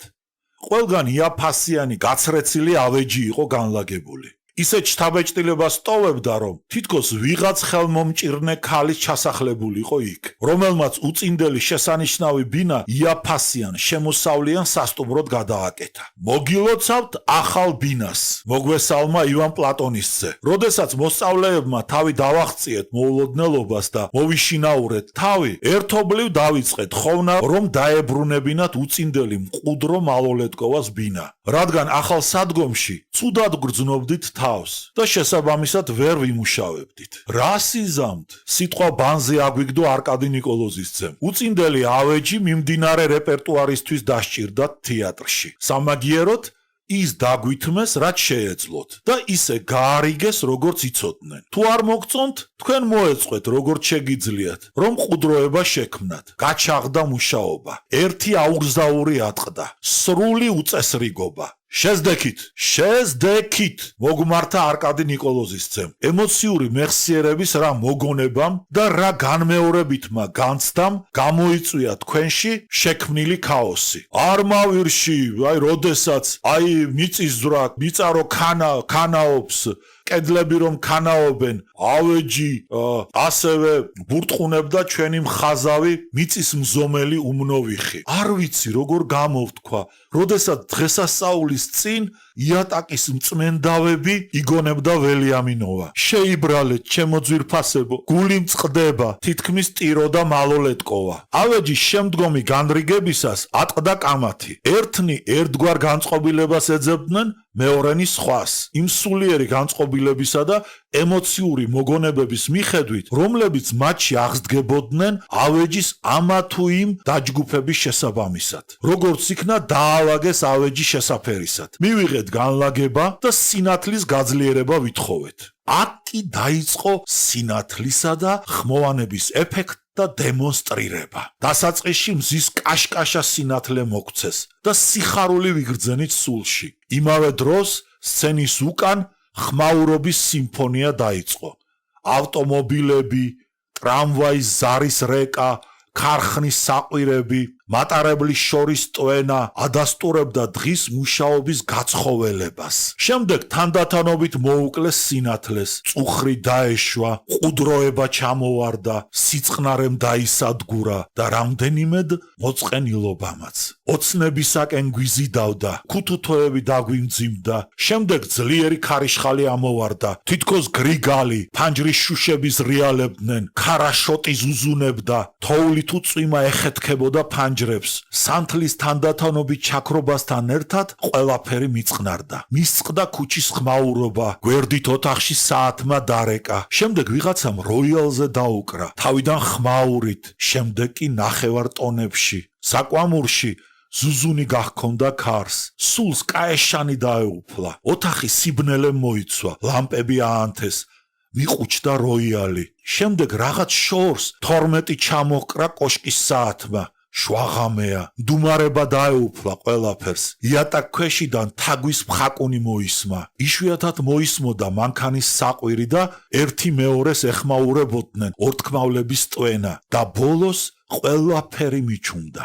სამარისებული დუმილი და სიბნელე გამეფდა. რამდენიმე ხნის შემდეგ განთიადის რიჟრაჟმა გააპო ღამე, ხოლო როდესაც მზის პირველმა სხივმა შემოანათა ფანჯარაში, ასე მეგონა, ეხლა დავიბადე მეთქი. ყველაზე მეტად ვიუნცოვი იყო აღფრთოვანებული. ეს ნამდვილ ცხოვრებაზე უკეთესია, გვარწმუნებდა იგი. ცხოვრებაში მთელი დღეღამის მანძილზე ვერ განიცდი სინათლის ზემოქმედებას. განმარტავდა თავის შთაბეჭდილებებს შუსტოვი. ხოლო როდესაც რამოდენიმე წუთში, როგორც აი ახლა, ჩვენს თვალწინ ჩამოციალდნენ დღისა და ღამის მოვლენები, მათი ძლიერება მთელი სულით ვიგრძენ. ზეგავლენა მოახდინეს ჩემზე. სინათლესა და ხმაურთან ერთად იცვლებიან განცდებით. ხან მწუხარება, ხან შიში, ხან გამოცოცხლება აღუნუსხავდი ჩემს პირად შთაბეჭდილებებს. ხან ავადმყოფი გვეჩვენება ოთახში და თხოვს ხმადაბლა ილაპარაკო. ზოგჯერ გონია, რომ ყველანი ისე შეხმატკბილებული ცხოვრობენ და არც ისე ცუდია სიცოცხლე ამ ქვეყნად, მაგრამ ამ შემთხვევაში რაღაც მხნეობას ვგრძნობ და ხმაურით აღფრთოვანებით გვინდა ლაპარაკი. როგორც ხედავთ, სასწრაფოდ მიგვითითა არკადი ნიკოლოზისძემ. გარემო უსათუოდ მოქმედებს ჩვენს გრძნობაზე და ყოველივე ეს მოხდება არა მცდუ მხოლოდ ცხოვრებაში, არამედ სცენაზეც. აქ ჩვენ საკუთარი ცხოვრება გვაქვს. საკუთარი ბუნება, ტყე, მთა, ზღვა, ქალაქები, სოფლები, სასახლეები და სარდაფები. ისინი ანარეკლების სახით ცოცხლობენ ხატვართა ფერად ტილოებზე. ნიჭიერი რეჟისორის ხელში დადგმის ყველა საშუალებები და თეატრის ყველა ეფექტები აღარ გეჩვენება უხეშ სიყალბეთ, არამედ ხატრულ შემოქმედებად იქცევა. როდესაც ისინი შინაგანად შეკავშირებული არიან პიესის მოქმედ პირთა სულიერ ცხოვრებასთან. ამ შემთხვევაში გარემო წრეს უფრო დიდი მნიშვნელობა ეძლევა სცენაზე, ვიდრე თვით სინამდვილეში. ამით გამოწვეული განწყობილება თუ ის პიესის მოთხოვნილებებს შეესაბამება, შესანიშნავად მიმართავს ყურადღებას როლის შინაგანი ცხოვრებისაკენ, მოქმედების შემსრულებლის ფსიქიკასა და განცდაზე. ამგვარად სცენის გარეგანი წყობა და მის მიერ გამოწვეული განწყობილება ჩვენი გრძნობების აღმძვრელნი არიან. ამიტომ თუ მსახიობი ქალი თამაშობს მარგარიტას, რომელსაც ლოცვის დროს აცდუნებს მეფისტოფელი და რეჟისორმა შეუქმნას მას შესაბამისი სამლოცველო განწყობილება. ეს გარემოება დაეხმარება შემსრულებელს როლის შეგრძნობაში. საპყრობილეში მყოფი ეგმონტის მოთამაშე მსახიობს რეჟისორმა უნდა შეუქმნას იძულებითი განმარტოების განწყობილება. მსახიობი მადლობას გადაუხდის, როდესაც განწყობილება მიმართულებას მისცემს გრძნობას. და ეს სპექტაკლის კულისების იქით ამხრის სხვა შემოქმედნიც დაგვეხმარნონ მათთვის ხელმისაწვდომი სცენიური საშუალებებით. მათ შესაძლებლობასა და ხელოვნებაშიც იმალებიან ჩვენი ემოციური მეხსიერების და განმეორებითი განცდების გამომწვევლნი. იცით რა მაინტერესებს, რა შედეგი მოჰყვება, რომ რეჟისორმა გარეგნულად მშვენივრად მოაწყო სპექტაკლი, მაგრამ პიესის შინაგან არსს კი ვერ ჩაწვდეს, ვერ შეეგუოს. იკითხა შუსტოვმა. სამწუხაროდ, ხშირად ხდება ეგ ამბავი და ყოველთვის ცუდად ბოლოვდება, რადგან რეჟისორის შეცდომა ცდარ გზაზე მიაქანებს შემსრულებლებს და ზღუდეს ქმნის შემსრულებელსა და როლს შორის. ხოლო თუ რეჟისორის გარეგანი დადგმა ცუდი აღმოჩნდა, მაშინ რა ხდება? იკითხა ვიღაცამ. მით უფრო ცუდი, რეჟისორისა და სპექტაკლის კულისების იქით ამხრის შემოქმედთა მუშაობა დიამეტრალურად საწინააღმდეგო შედეგს მოგცემს. იმის ნაცვლად, რომ შემსრულებლის ყურადღებას სცენა და როლი იპყრობდეს, მოუწყობელი სპექტაკლის სცენა ჩამოაშორებს მსახიობს როლს და მაყურებელთა სამფლობელოში გადაიტყორცნის. რამპის იქით გადააგდებს და დაიწყება აქტიორობა, გადათამაშება და შტამპები. მაშინ რაღა მოხდება თუ გარეგან მოწყობაში ისეთსავე უხეშობას, თეატრალობას, უგემოვნებას დაუშვებს რეჟისორი, აი თუნდაც ისეთს, გუშინ რომ ჩვენი თვალით ვნახეთ აი იმ თეატრში. შევეკითხე მე, ამ შემთხვევაში უხეშობა მოსწამლავს მსახიობს და ისიც რეჟისორს გაჰყვება კუჭში. ზოგიერთების შეხედულებით სცენიურ უხეშობაში ძლიერი გზნებადობა იფარება. ამგვარად, როგორც ხედავთ, სპექტაკლის გარეგნული გაფორმება ორი მხრით გალესილი ხმალია რეჟისორის ხელში. მას იმდენივე სარგებლობის მოტანა შეუძლია, რამდენიც ზიანისა და ვნებისა. თავის მხრივ დაეთქვით მსახიობებმა ისწავლონ მზერა, დანახვა, სცენის გარემოს ათვისება და სცენიური ილუზიით შექმნილი განწყობილებისადმი ლტოლვა უშუალოდ. ასეთი ცოდნითა და ხერხით აღჭურვილ მსახიობს შეუძლია ისარგებლოს თავისთვის ყველა გამომწვევ მომენტში, რაც კი იფარება სპექტაკლის გარეგნულ დადგმაში. ეხლა მე მოგცემ შეკითხვას, განაგრძო ტორცოვმა. სულ ყველა ლამაზი დეკორაცია ეხმარება მსახიობს და იწვევს ემოციურ მეხსიერებას? წარმოიდგინეთ დიდებული ტილო, გამოჩენილი მხატვრის ნამუშევარი, მშვენივრად შეხამებული საღებავებით, მხატვარი ზედმიწევნით ეუფლება ხაზებსა და პერსპექტივას. შეხედეთ ამ დეკორაციებს მაყურებელთა დარბაზიდან. სცენა მიგიზიდავთ თქვენ მაშინვე. ახვედით სცენაზე და სასო წარკვეთას მიეცით უცებ და არიცით საით გაიქცეთ. რას ნიშნავს ყველა ეს? სად იმალება საიდუმლოება? იმას, რომ თუ დეკორაციებში ნავარაუდევია მხოლოდ მხატვრობა, მხოლოდ დავიწყებულია მსახიობის მოთხოვნილება, იმ შემთხვევაში უვარგისია დეკორაცია სცენისათვის. ასეთ სცენიურ მხატვრობაში ოსტატს მხოლოდ 2 და არა 3 განზომილებასთან აქვს საქმე: სიგანესა და სიმაღლესთან. ხოლო რაც შეეხება სიღრმეს, ანუ სხვანაირად რომ ვთქვათ, თეატრალურ იატაკთან, ეს უკანასკნელი ცარიელია და უბრალო. გამოცდილებით იცით თუ რას ნიშნავს მსახიობისათვის შიშველი, გლუვი, ცარიელი იატაკის სცენისა. რა სიძნელეს წარმოადგენს მასზე ყურადღების მიპყრობა. თავის მოძებნაც კი უძნელდება მას სულ პატარა ვარჯიშის დროს, ანუ უბრალო ეტიუდშიც კი. ხოლო სცადეთ აბა ასეთ იატაკზე თითქმის საკონცერტო ესტრადაზე გამოხვიდეთ ავანსცენაზე და გადასცეთ მთელი ცხოვრება ადამიანური სულისა, ჰამლეტის, ოტელოსი და მაკბეტის როლებში. რა სიძნელეს წარმოადგენს ეს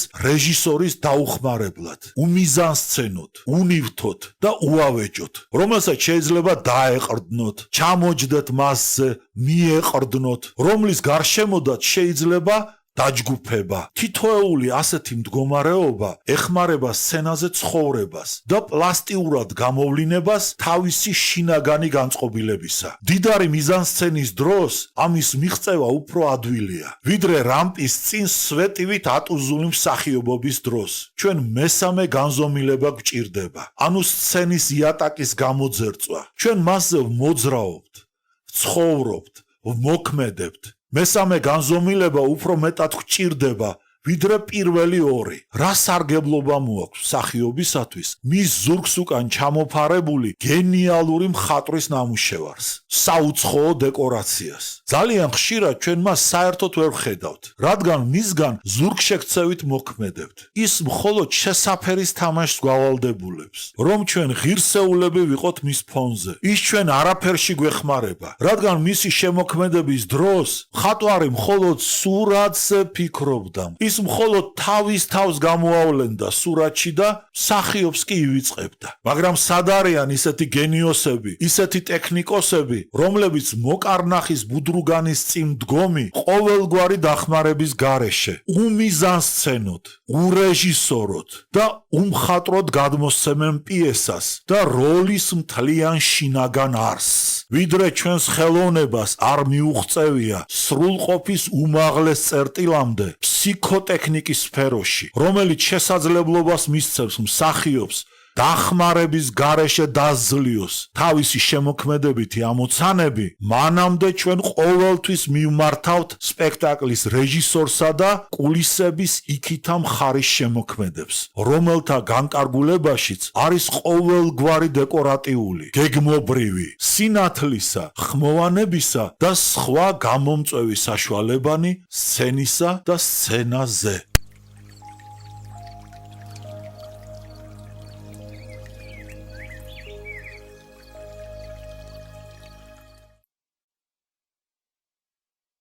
ჩანაწერი 72.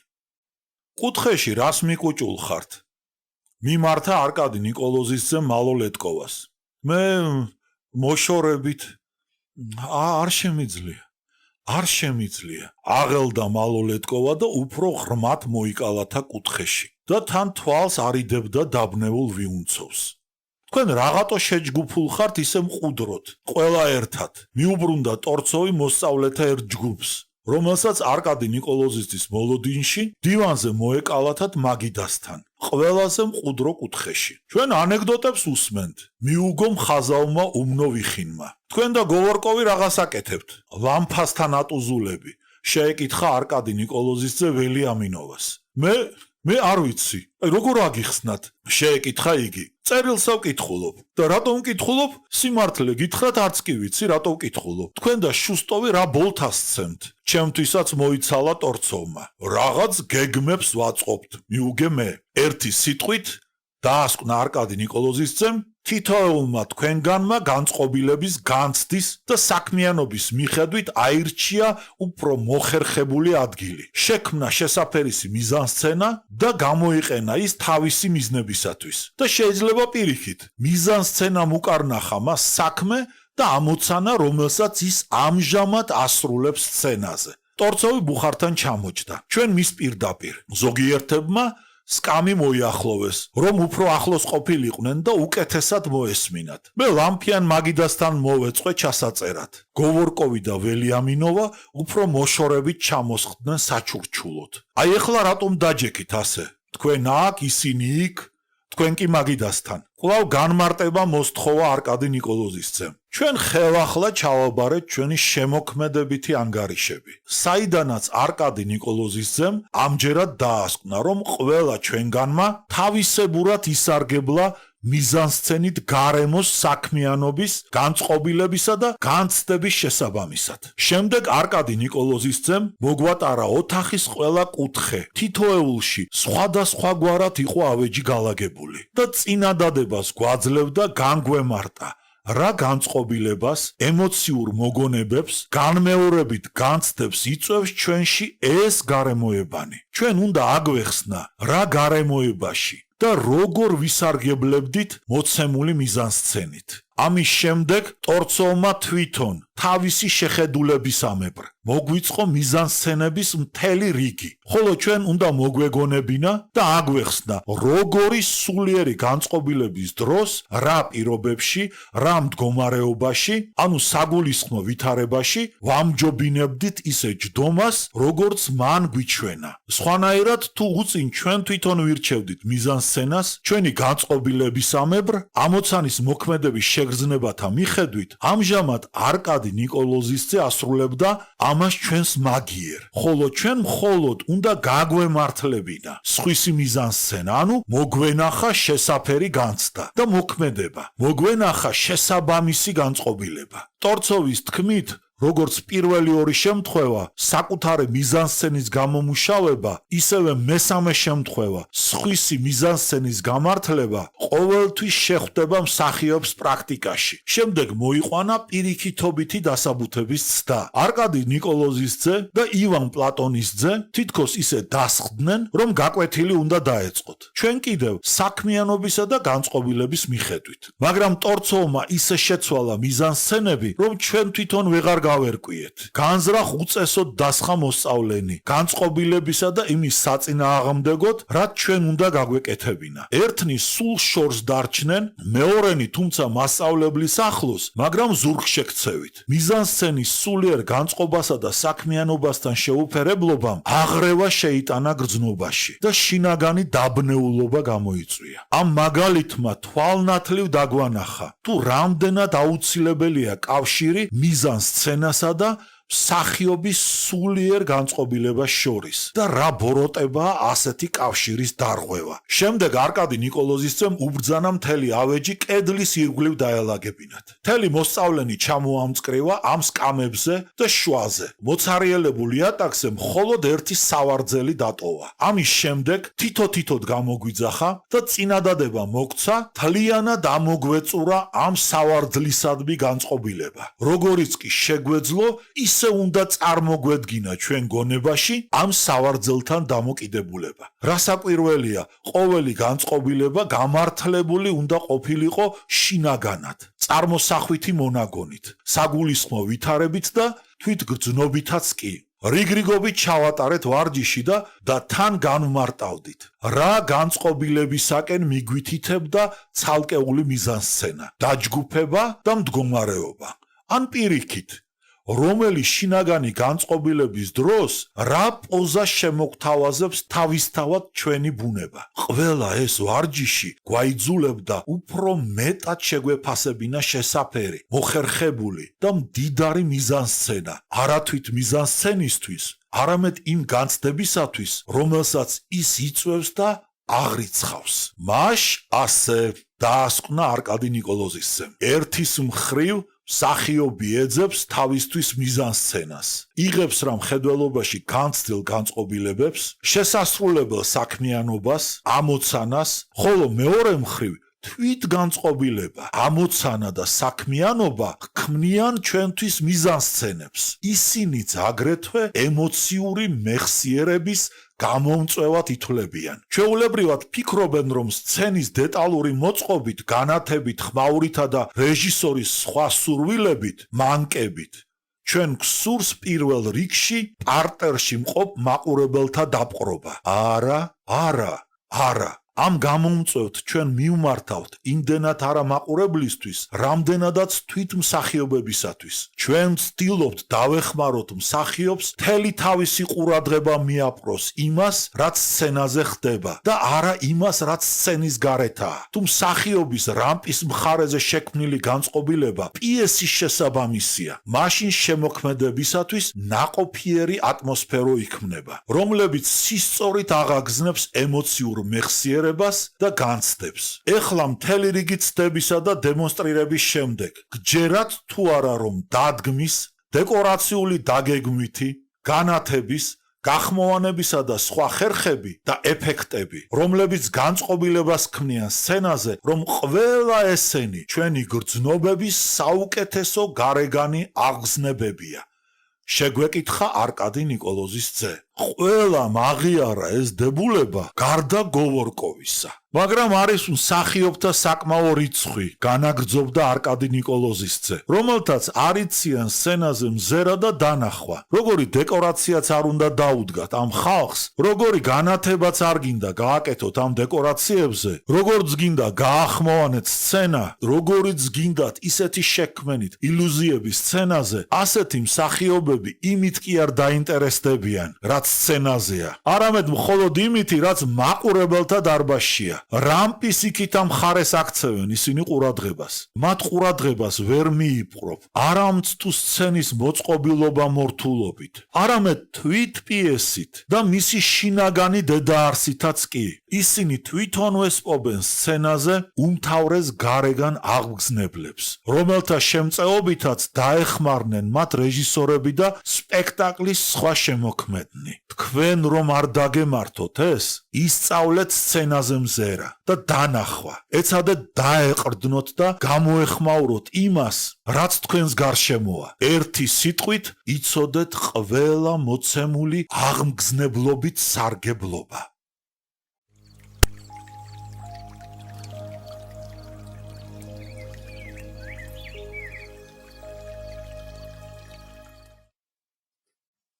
სამოცდამეცამეტე ჩანაწერი. დღევანდელ გაკვეთილზე არკადი ნიკოლოზისძემ გვითხრა.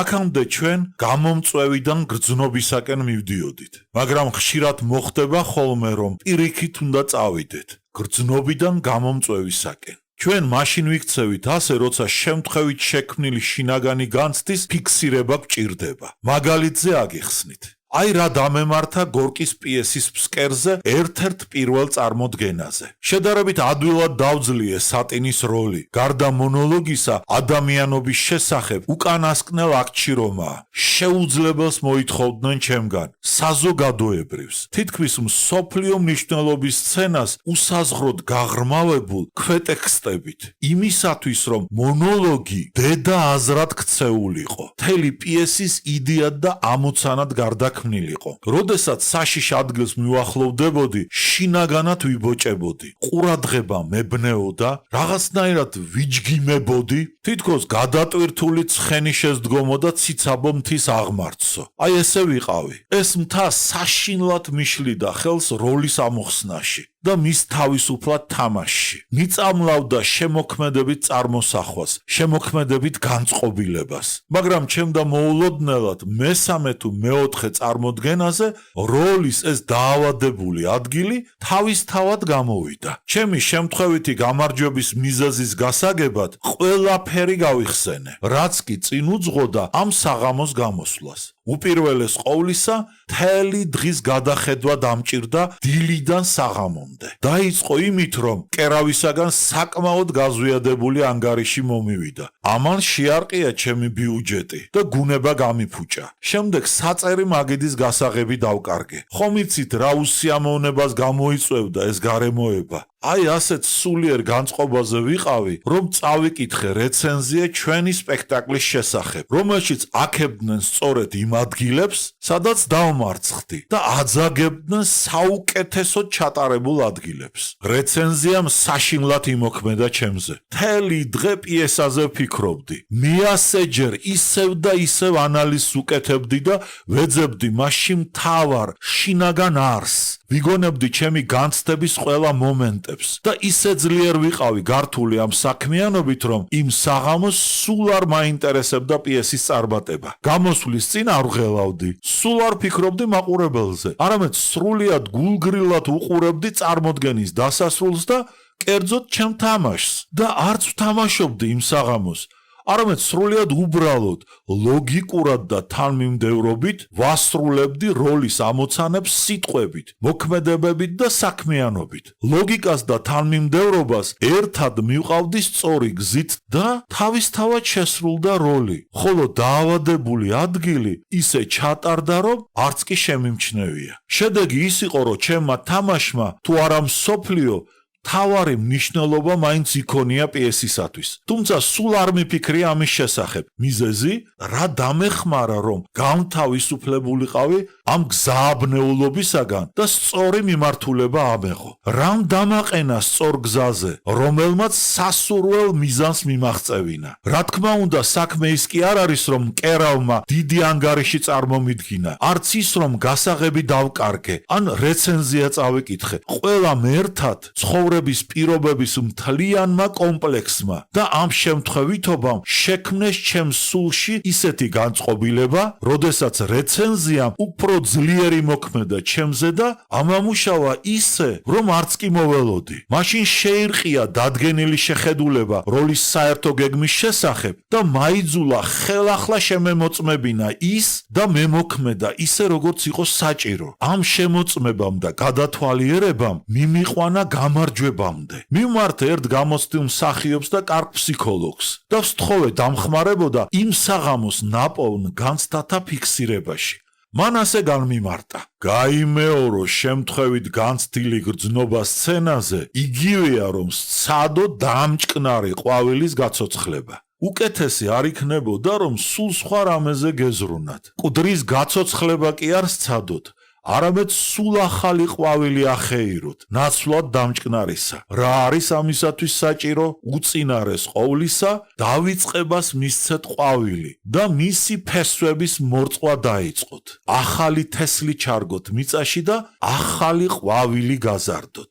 მაგრამ მსახიობები უმეტეს შემთხვევაში სრულიად საწინააღმდეგო მიმართულებას და საშუალებას მიმართავენ. თუ შემთხვევით კარგად ჩაატარეს როლის რომელიმე ადგილი და მათ უნდათ იმის გამეორება, ისინი პირდაპირ გზას მიმართავენ თვით გრძნობას და ცდილობენ ხელახლა განიცადონ ეს. ეს კი იგივეა რომ ყვავილის გამოცოცხლება ბუნების დაუხმარებლად მოისურვო. ხოლო ასეთი ამოცანის შესრულება შეუძლებელია და ამიტომ ერთი გზა დარჩენილა: ბუტაფორიას დაუთმოთ ყვავილი.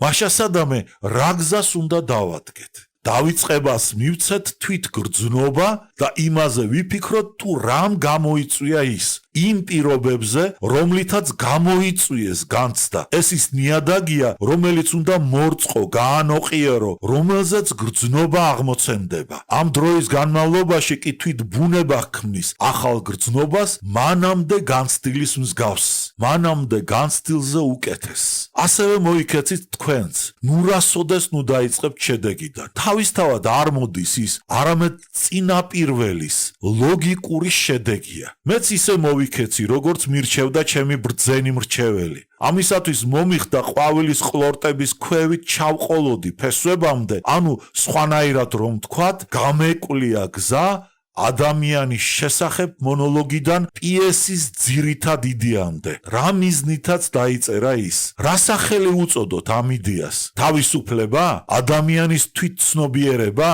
არსებითად რომ ვთქვათ, თვით პიესის დასაწყისიდან ამის შესახებ ლაპარაკობს მწირი ლუკა. მხოლოდ ეხლა, როდესაც ჩემი როლის ფესვებამდე მივედი, დავრწმუნდი, რომ მათ თითქოს ხავსი, ობი მოჰკიდებიათ. სოკოები დახვევიათ. ყოველგვარი უვარგისი, მავნე, აქტიორული ამოცანები დასხმიათ თავს. მივხვდი, რომ ჩემს მსოფლიო მნიშვნელობის მონოლოგს არ ჰქონდა საერთო გორკის მიერ ადამიანის შესახებ დაწერილ მონოლოგთან. პირველი იყო კულმინაციური მომენტი ჩემი აქტიორული გათამაშებისა. იმ დროს, როცა მეორე უნდა ლაპარაკობდეს პიესის მთავარ იდეაზე და მისი უმაღლესი წერტილი იყოს. ავტორისა და მსახიობის განცდათა მთავარი შემოქმედებითი მომენტი. უწინ მე ვფიქრობდი მხოლოდ იმის შესახებ, რომ შეიძლება ეფექტურად აღფრთოვანებით წარმომეთქვა როლის სხვისი სიტყვები და არა იმის შესახებ, რომ კაფიოდ და გარკვევით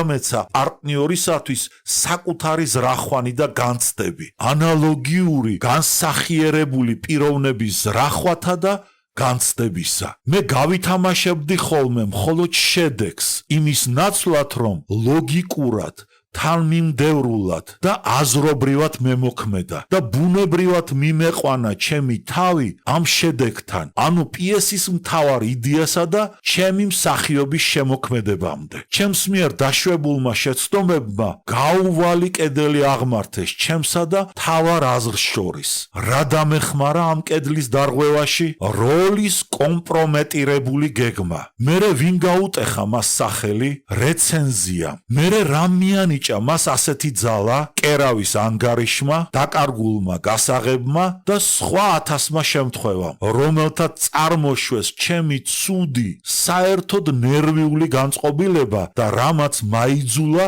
ცნობის მოყვარეობით გადამეთვალიერებინა მთელი იმ დღის წარსული. აი ამ მოყვანილი მაგალითით მინდოდა დამესრულებინა მეორე გზა, რომლის შესახებაც დღეს გელაპარაკეთ. გამოცოცხლებული გრძნობების გზა მისი გამომწვევისაკენ. ამ გზის შესწავლით მსახიობს ყოველთვის შეუძლია თავისებურად გამოიწვიოს საჭირო განმეორებითი განცდა. ამრიგად, შემთხვევით წარმოშობილი გრძნობიდან გამომწვევისაკენ, იმისათვის რომ შემდეგ ისევ გავწიოთ გამომწვევიდან გრძნობისაკენ. დაასკვნა ტორცოვმა.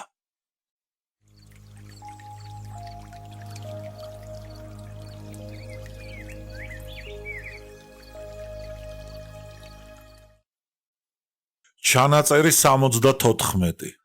დღეს ასე დაიწყო არკადი ნიკოლოზის ძემ.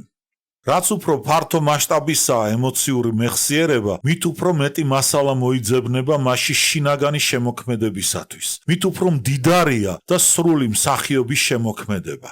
ფიქრობ, ეს თავისთავად ცხადია და განმარტებას არ საჭიროებს. მაგრამ ემოციური მეხსიერების სიმდიდრის გარდა ჩვენ უნდა გავარჩიოთ კიდევ მასში დაცული მასალის ძლიერება, სიმტკიცე და ხარისხი. ემოციური მეხსიერების ძალას დიდი მნიშვნელობა აქვს ჩვენ საქმიანობაში. რაც უფრო ძლიერია იგი, გამახვილებული და ზუსტი, მით უფრო მკაფიო და სრულია შემოქმედებითი განცდა. სუსტი ემოციური მეხსიერება იწვევს თითქმის შეუმჩნევლ, მოჩვენებით გრძნობებს. ისინი გამოუსადეგარი არიან სცენისათვის, რადგან არ იტაცებენ, შეუმჩნეველნი არიან და მხოლოდ თითქმის აღწევენ მაყურებლამდე. ემოციური მეხსიერების შესახებ შემდგომ საუბარში გამოირკვა, რომ მისი ძლიერების ოდენობა, ხანგრძლივობა და ზემოქმედება სულ სხვადასხვა რამაა. ამის შესახებ არკადი ნიკოლოზისძე ამბობდა. აი წარმოიდგინეთ, რომ საჯარო შეურაცხყოფა მოგაყენათ ან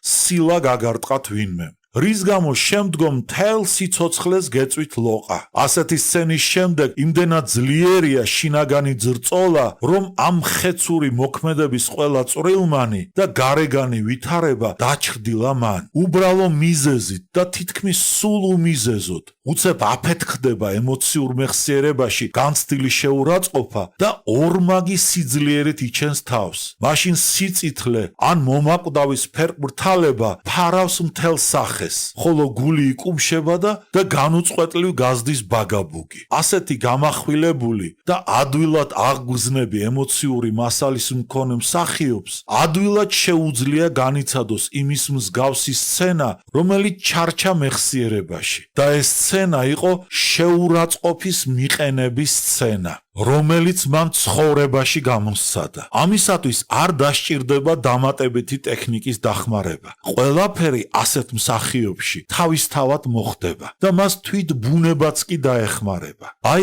ემოციურ მოგონებათა და განმეორებითი შეგრძნობების ერთი შედარებით უფრო ძლიერი, გამახვილებული კაფიო და ცხოველმყოფელი სახე. ავიღებ მეორე შემთხვევას.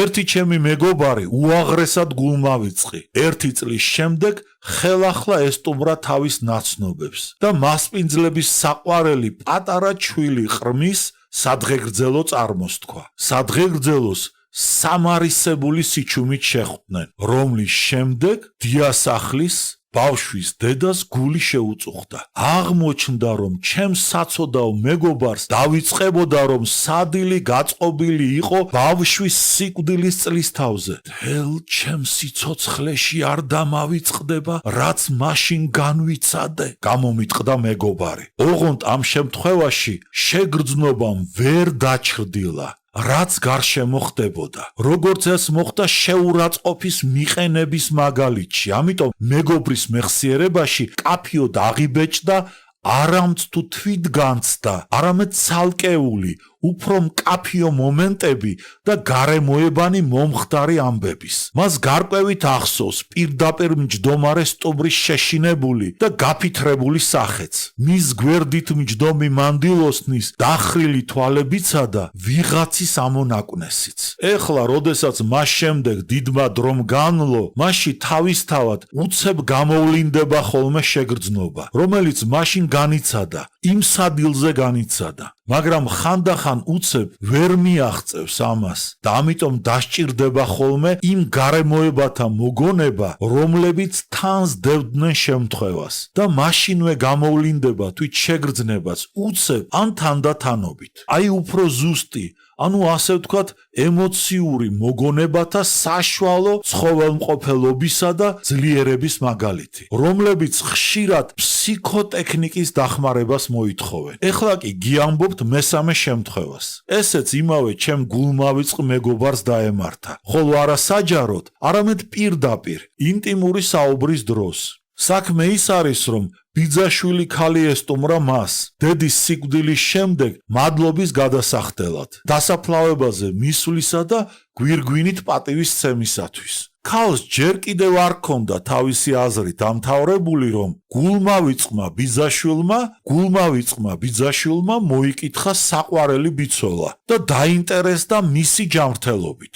უკანასკნელად განცდილი უხერხულობაც, რასაკვირველია, აღიბეჭდა მის მეხსიერებაში, მაგრამ ბევრად უფრო სუსტად, ვიდრე სადღეგრძელოს შემთხვევაში. ამიტომ ჩემს მეგობარს რომ მოეწადინებინა და ესარგებლა შემოქმედების მიზნით ამ ემოციური მასალისათვის, წინასწარ დიდი შინაგანი მუშაობის ჩატარება დასჭირდებოდა. იმიტომ რომ ამ მოგონებას კვალი ემოციურ მეხსიერებაში იმდენად ზერელე და სუსტი იყო, რომ უშუალოდ დახმარების გარეშე ვერ შესძლებდა მათ გამოცოცხლებას.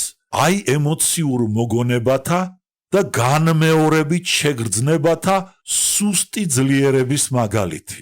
ამ შემთხვევაში დიდი და რთული მუშაობა ხვდება წილად ფსიქოტექნიკას.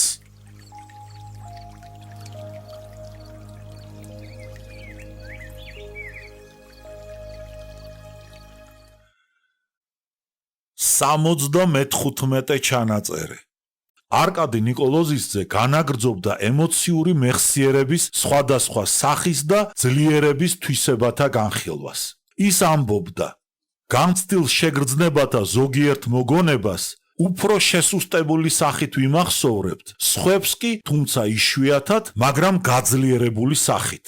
ხშირად ათვისებული შთაბეჭდილებანი დიდხანს ცოცხლობენ ჩვენს მეხსიერებაში, განაგრძობენ ზრდას და გაღრმავებას. ისინი ახალი პროცესების გამომწვევად იქცევიან, რომლებიც ერთის მხრივ მომხდარი შემთხვევების უკვე გაქარწყლებულ წვრილმანებს მოგვაგონებენ, ხოლო მეორე მხრივ აღაგზნებენ ოცნებას, რომელიც სრულს ქმნის დავიწყებულ წვრილმანებს. ეს მოვლენა ხშირად იჩენს თავს ჩვენს მსახიობებს შორის. მოიგონეთ თუნდაც იტალიელი გასტროლიური მსახიობი მე რომ მესტუმრა სახლში. აი სხვა უფრო თვალსაჩინო შემთხვევა სინამდვილიდან, რომელიც ჩემ და შეემთხვა. ის ქალაქიდან სოფელში ბრუნდებოდა სახლში. ჩანთაში ეწყო განსვენებული მეუღლის წერილები, რომლებიც დიდ ღირებულებას წარმოადგენდნენ მისთვის. მატარებლის მოახლოებისას ეჩქარებოდა ვაგონიდან ჩამოსვლა. კიბის უკანასკნელი საფეხური მოყინული იყო. ფეხი მოუსყლტა და წარმოიდგინეთ დამსწრეთა შიში, როდესაც ჩემი და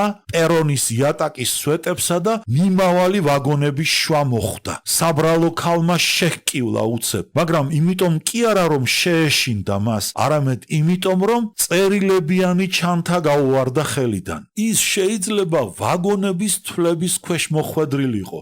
ერთი აურზაური ასტყდა, თითქოს ქალი მოჰყავ მატარებლის ქვეშ, ხოლო კონდუქტორი მიხმარების ნაცვლად ჩემს დას ლანძღავდა. თავზარდამცემი სურათი იყო. ამ სცენით შეშფოთებული ქალი თელ დღეს გონს ვერ მოსულიყო და ყველას კონდუქტორის მიერ მიყენებულ შეურაცხყოფას ახსენებდა. ის კი თვითონ რომ არ ჩამოვარდა და კინაღამ მისი სიცოცხლე არ შეეწირა ამ ამბავს, სულ არ ახსოვდა. მოაწია საღამო ხანმა. სიბნელეში ჩემს დას ყველაფერი მოაგონდა და ნერვიულობამ შეიპყრო. იმ შემთხვევის შემდეგ ის ვეღარ ბედავდა სადგურზე დაბრუნებას, სადაც კინაღამ კატასტროფით დააბოლავა თავის სიცოცხლე. მას ეშინოდა, რომ მისი მოგონებები უფრო მეტად გამახვილდებოდნენ. ამიტომ აირჩია 5 კილომეტრით მეტი გაევლო და უფრო დაშორებული სადგურით ესარგებლა. ამრიგად, საფრთხის მომენტში ადამიანი დამშვიდებულია და გონებას კარგავს მის მოგონებაზე. განა ეს ემოციური მეხსიერების ძლიერებისა და აგრეთვე იმის მაგალითი არ არის, რომ განმეორებითი განცდები უფრო ძლიერია ვიდრე პირველადი, რადგან ჩვენს მოგონებებში განაგრძობენ ისინი განვითარებასა და გაღრმავებას. მაგრამ ემოციურ მოგონებათა ძლიერებისა და ინტენსიურობის გარდა ჩვენ უნდა გავარჩიოთ მათი ხასიათი და თვისებაც. წარმოიდგინეთ, რომ თქვენ არ ყოფილხართ მონაწილე ან მოქმედი პირი ჩემს მიერ მოყვანილი შემთხვევებისა, სილის გარტყმის, სადღეგრძელოსი და ბიძაშვილის ჩამოსვლისა. არამედ მხოლოდ მოწმენი იყავით. ერთია თვითონ მოგვაყენონ შეურაცხყოფა ან დიდი სირცხვილი გადავიტანოთ. და სულ სხვა უბრალო მეთვალყურე ვიყოთ შემთხვევის და აღშფოთდეთ ამით და უპასუხისმგებლოდ გავაკრიტიკოთ შემთხვევის მონაწილეთა ყოფაქცევა. რასაკვირველია, არც მოწმეა დაზღვეული ძლიერ განცდათა შესაძლებლობებისაგან. ისინი ცალკეულ შემთხვევაში მათთვის უფრო ძლიერიც იყოს, ვიდრე მოქმედი პირისათვის. მაგრამ ამჟამად ეს არ მაინტერესებს. ამჟამად მე აღნიშნავ მხოლოდ იმ გარემოებას, რომ მოწმისა და მოქმედი პირის მიერ განცდილი ემოციურ მოგონებათა თვისება ერთი და იგივე არ არის. მაგრამ შეიძლება მოხდეს, რომ ადამიანი არც მოქმედი პირია, არც დამსწრე მოწმე შემთხვევისა, არამედ მან მხოლოდ მოისმინა ან წაიკითხა ამის შესახებ. ეს მაინც ხელს არ უშლის არც ზემოქმედების ძლიერებას და არც ემოციურ მოგონებათა სიღრმეს. ისინი დამოკიდებულია დამსწრის და მოსაუბრის დამაჯერებლობასა და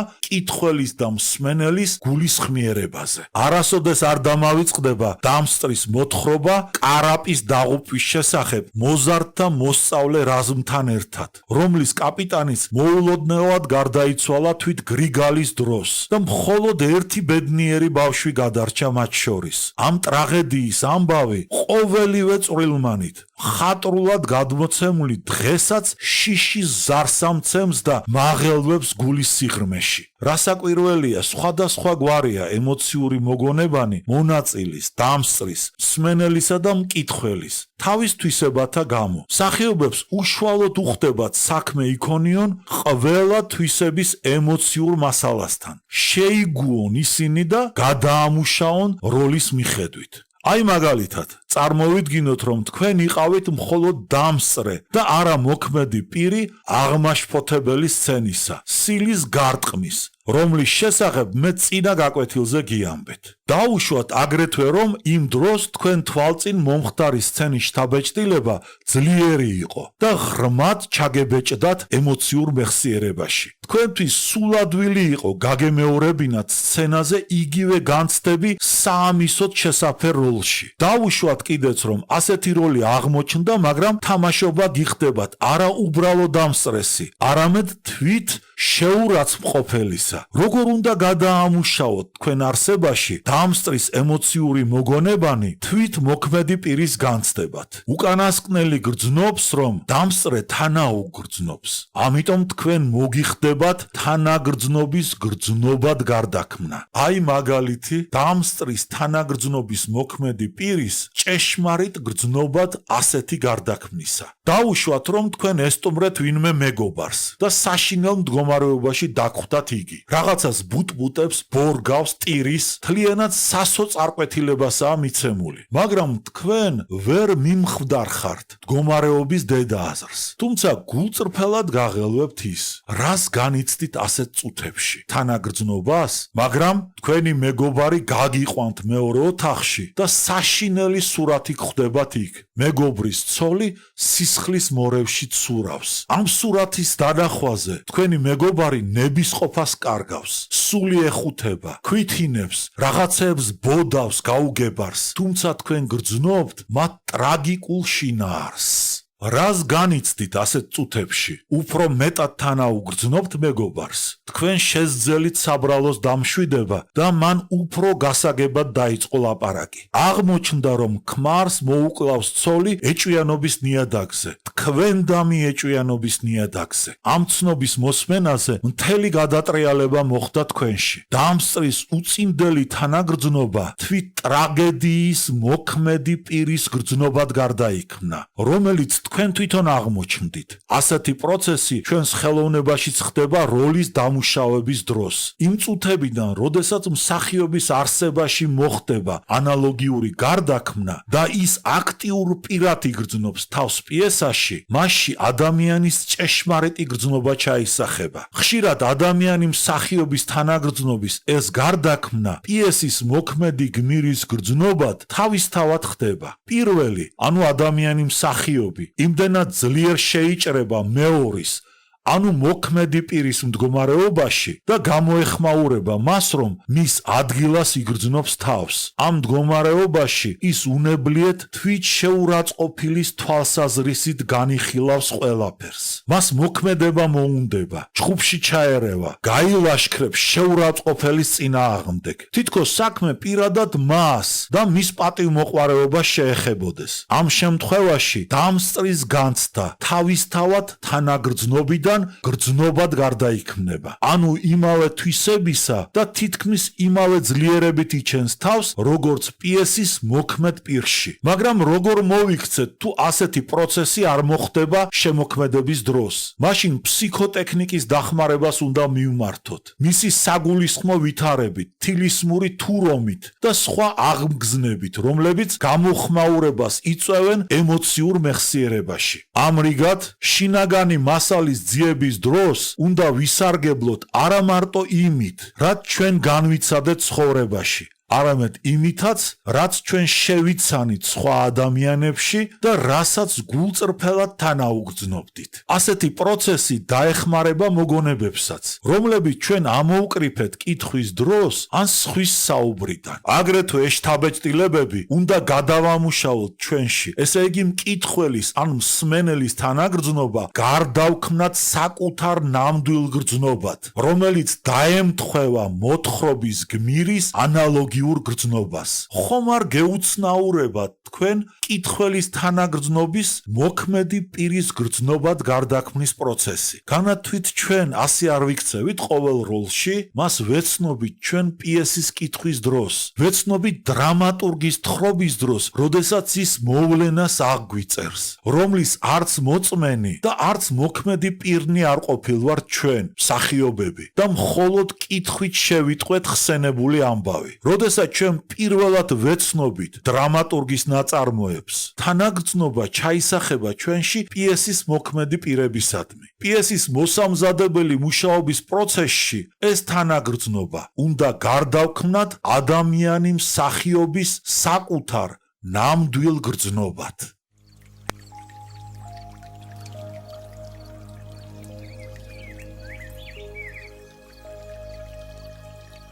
ჩანაწერი 76. თუ გახსოვთ შეშლილის ან ჩამოვარდნილი თვითმფრინავის ეტიუდი, შეგვეკითხა დღეს არკადი ნიკოლოზის ძე. თუ გახსოვთ მათი თურომ, საგულისხმო ვითარება, წარმოსახვითი მონაგონი, აღმგზნებნი, რომელთა დახმარებითაც ვააშკარავებდით ემოციურ მეხსიერებაში სულიერ მასალებს შემოქმედებისათვის. ასეთი შედეგების მიღწევას ჩვენ მაშინ ვცდილობდით გარეგან აღმგზნებთა დახმარებით. გახსოვთ სცენა ბარდნიდან და მისი დაყოფა ნაკვეთებად და ამოცანებად, რაც საშინელ შეხლა-შემოხლას იწვევდა კლასში გოგონებსა და ბიჭებს შორის. ეს შინაგან აღმგზნებთა ახალი სახეა. გახსოვთ ელექტრონათურებით დასურათებული ყურადღების ობიექტები, რომლებიც ხანსად გაიელვებდნენ და ხანსად სცენისა და მაყურებელთა დარბაზში. თქვენ ახლა იცით, რომ ცოცხალ ობიექტებსაც შეუძლიათ ჩვენს აღმგზნებებად გარდაიქმნენ. გახსოვთ ფიზიკური მოქმედება, მისი ლოგიკა და თანმიმდევრობა, სიმართლე და დამაჯერებლობა. ესეც აგრეთვე გრძნობის მთავარი აღმგზნებია. მომავალში თქვენ მოგიხდებათ მთელ რიგ ახალ შინაგან აღგზნებთა გაცნობა. მათგან ყველაზე ძლიერი აღგზნები პიესის სიტყვებსა და შინაარსშია დამარხული. დამალული ავტორის ქვეტექსტებში. მოქმედ პირთა ურთიერთდამოკიდებულებაში. თქვენ კიდევ შეისწავლეთ მთელი რიგი გარეგანი აღგზნების საშუალებები, დეკორაციები, სცენის მოწყობილობა, განათება, ხმაური და მიზანსცენების სხვა ეფექტები, რომლებიც ნამდვილი ცხოვრებისა და მისი ცხოველმყოფელი განწყობილების ილუზიებს ქმნიან სცენაზე. თავი რომ მოუყაროთ ყველა ამ აღგზნებებს, რომელთაც უკვე იცნობთ თქვენ და რომელთა შესწავლაც კიდევ მოგელით. საკმარის რაოდენობას წარმოადგენენ ისინი იმისათვის, რომ თქვენ კარგი მსახიობები გახდეთ. ეს თქვენი ფსიქოტექნიკური სიმდიდრეა. საჭიროა ცოდნა თუ როგორ ვისარგებლოთ ამ სიმდიდრით. მაგრამ როგორ? ძალიან წყურია ვისწავლო განმეორებითი შეგრძნების შეკვეთით გამოწვევა და ემოციური მეხსიერების აღგზნება. ვეკითხებოდი მეტორცოვს. ემოციურ მეხსიერებას და განმეორებით გრძნობას თქვენც ისევე მოეპყარით, როგორც მონადირე მიუდგება გარეულ ფრინველს. გვიხსნიდა არკადი ნიკოლოზისძე. თუ ფრინველი თვითონ არ მიიწევს მონადირისაკენ, ვერავითარი საშუალებით ვერ მოსძებნით მას უდაბურ ტყეში. მაშინ მეტი რაღა დაგჩენია მონადირეს, რომ განსაკუთრებული სასტვენით გამოიტყუო იგი ტყიდან, რასაც გამოწვევა ეწოდება. ჩვენი მსახიობის გრძნობაც მშიშარაა, ისევე როგორც ტყის ფრინველი და ისი ჩვენი სულის კუნჭულებში იმალება. თუ გრძნობა იქიდან არ გეხმაურება, თქვენ ვერასგზით ვერ ჩაუსაფრდებით მას. ამ შემთხვევაში მხოლოდ გამოწვევის იმედიღა უნდა გქონდეთ. სწორედ მიზიდვა წარმოადგენს ემოციური მეხსიერებისა და განმეორებითი შეგრძნების აღგზნებს, რის შესახებაც საუბარი გვიხდება მთელი ამ ხნის მანძილზე. განვლილი პროგრამის ყველა ეტაპს მოჰქონდა ემოციური მეხსიერებისა და განმეორებითი შეგრძნობის გამოწვევა, ანუ აღგზნება. მართლაც თილისმური თუ რომ, საგულისხმო ვითარება, წარმოსახვითი მონაგონი, ნაკვეთები და ამოცანები, ყურადღების ობიექტები, შინაგანი და გარეგანი მოქმედებითი სიმართლე და რწმენა, ბოლოს და ბოლოს გვაძლევენ სათანადო გამოწვევას. აღგზნებას. ამრიგად, აქამდე ჩატარებულმა მთელმა სასკოლო საქმიანობამ მიგვიყვანა გამოწვევამდე, ხოლო ეს უკანასკნელი ჩვენ გვჭირდება ემოციური მეხსიერებისა და განმეორებითი განცდის აღგზნებისა და გამოწვევისათვის. გამოწვევა მთავარი საშუალებაა ჩვენი ფსიქოტექნიკის მუშაობის სფეროში. ფართოდ უნდა გამოვიყენოთ გამოწვევის კავშირი გრძნობასთან, მით უმეტეს რომ ის ბუნებრივი და ნორმალურია. მსახიობს უნდა შეეძლოს გამოწვევის უშუალოდ გამოხმაურება, აღგზნება და მისი დაუფლება, როგორც ვირტუოზი როიალის კლავიშებს ეუფლება. მოიფიქრებ წარმტაც მონაგონს, ან შეშლილის ამოცანას, ან ჩამოვარდნილ თვითფრინავს, ან ფულის დაწვას და მაშინვე იფეთქებს შინაარსებაში ესა თუ ის გრძნობა. მოიფიქრებ მეორეს და ერთიც ვნახოთ, მან სულ სხვა განცდები გამოიწვიოს. უნდა იცოდეთ რა რას გამოიწვევს, რომელ საკენგს რა ეტანება. ასე ვთქვათ, საკუთარი სულის მებაღე უნდა შეიქმნეთ, რომელმაც ზედმიწევნით იცის, თუ რომელი თესლიდან რა აღმოცენდება. ემოციური მეხსიერების არც ერთი აღგზნების, არც ერთი საგნის უგულუბელყოფა არ შეიძლება. არკადი ნიკოლოზისძემ გაკვეთილის დასასრული იმის მტკიცებას მოანდომა, რომ მთელი სასკოლო საქმიანობა, ყველა მისი ეტაპი და ყველა სამუშაო უპირველეს ყოვლისა ემოციური მეხსიერებისა და განმეორებითი განცდის აღგზნებისაკენ მივყევართ.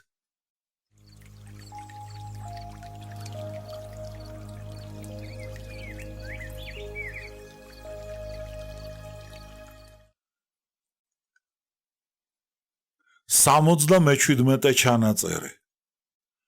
დღეს ასე დაიწყო გაკვეთილი არკადი ნიკოლოზის ძემ. ყველა აქამდე ნათქვამიდან გამომდინარე, რაც შეეხებოდა ემოციურ მეხსიერებასა და განმეორებითი განცდის შესახებ მოთხრობილ ამბებს, ნათელია, რომ ისინი დიდ მნიშვნელობას წარმოადგენენ ყოველგვარი სამსახიობო შემოქმედებითი პროცესისათვის. ამჟამად მორიგ საკითხად უნდა დავაყენოთ ჩვენი ემოციური მეხსიერების მარაგი. ეს მარაგი შეუწყვეტლი უნდა შეავსოთ ყოველთვის. როგორ უნდა მივაღწიოთ ამას? ამას, სად ვეძებოთ საჭირო შემოქმედებითი მასალა. Როგორც იცით, ასეთად პირველ რიგში ჩვენ მიგვაჩნია ჩვენი საკუთარი შთაბეჭდილებანი, შეგრძნებანი და განცდები. მათ ჩვენ ვიღებთ როგორც სინამდვილიდან, ისე წარმოსახვითი ცხოვრებიდან, მოგონებებიდან, წიგნებიდან, ხელოვნებიდან, მეცნიერებიდან და ცოდნიდან, მოგზაურობიდან, მუზეუმებიდან და უმთავრესად ადამიანთა ურთიერთობიდან. მსახიობის მიერ ცხოვრებიდან აღებული მასალის ხასიათი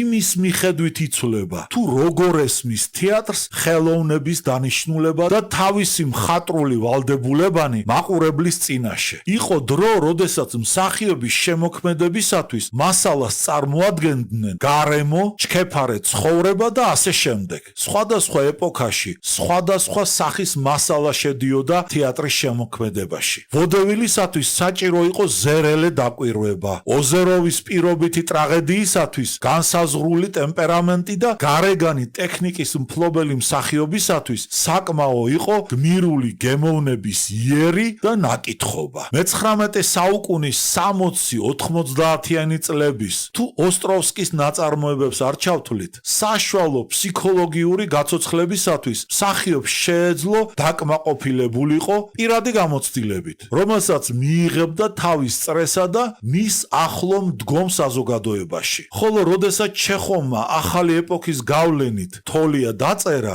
არასაკმარისი შეიქმნა ძველი მასალა. საჭირო გახდა უფრო ღრმად დაკვირვებოდა მსახიობი მთელი საზოგადოებისა და კაცობრიობის ცხოვრებას, რომელშიც ახლად ისახებოდა უფრო რთული, უფრო დახვეწილი აზრთა მიმართულებანი. რაც უფრო ვითარდებოდა და რთულდებოდა ცალკე პიროვნების და მთელი კაცობრიობის ცხოვრება, მსახიობს მით უფრო ღრმად უნდა ჩაეხედა ამ ცხოვრების რთულ მოვლენებში. ამისათვის საჭირო შეიქმნა ცხოვრების არის გაფართოება. ის უფრო მეტად იზრდება უსაზღროობამდე სოფლიო ძვრების დროს.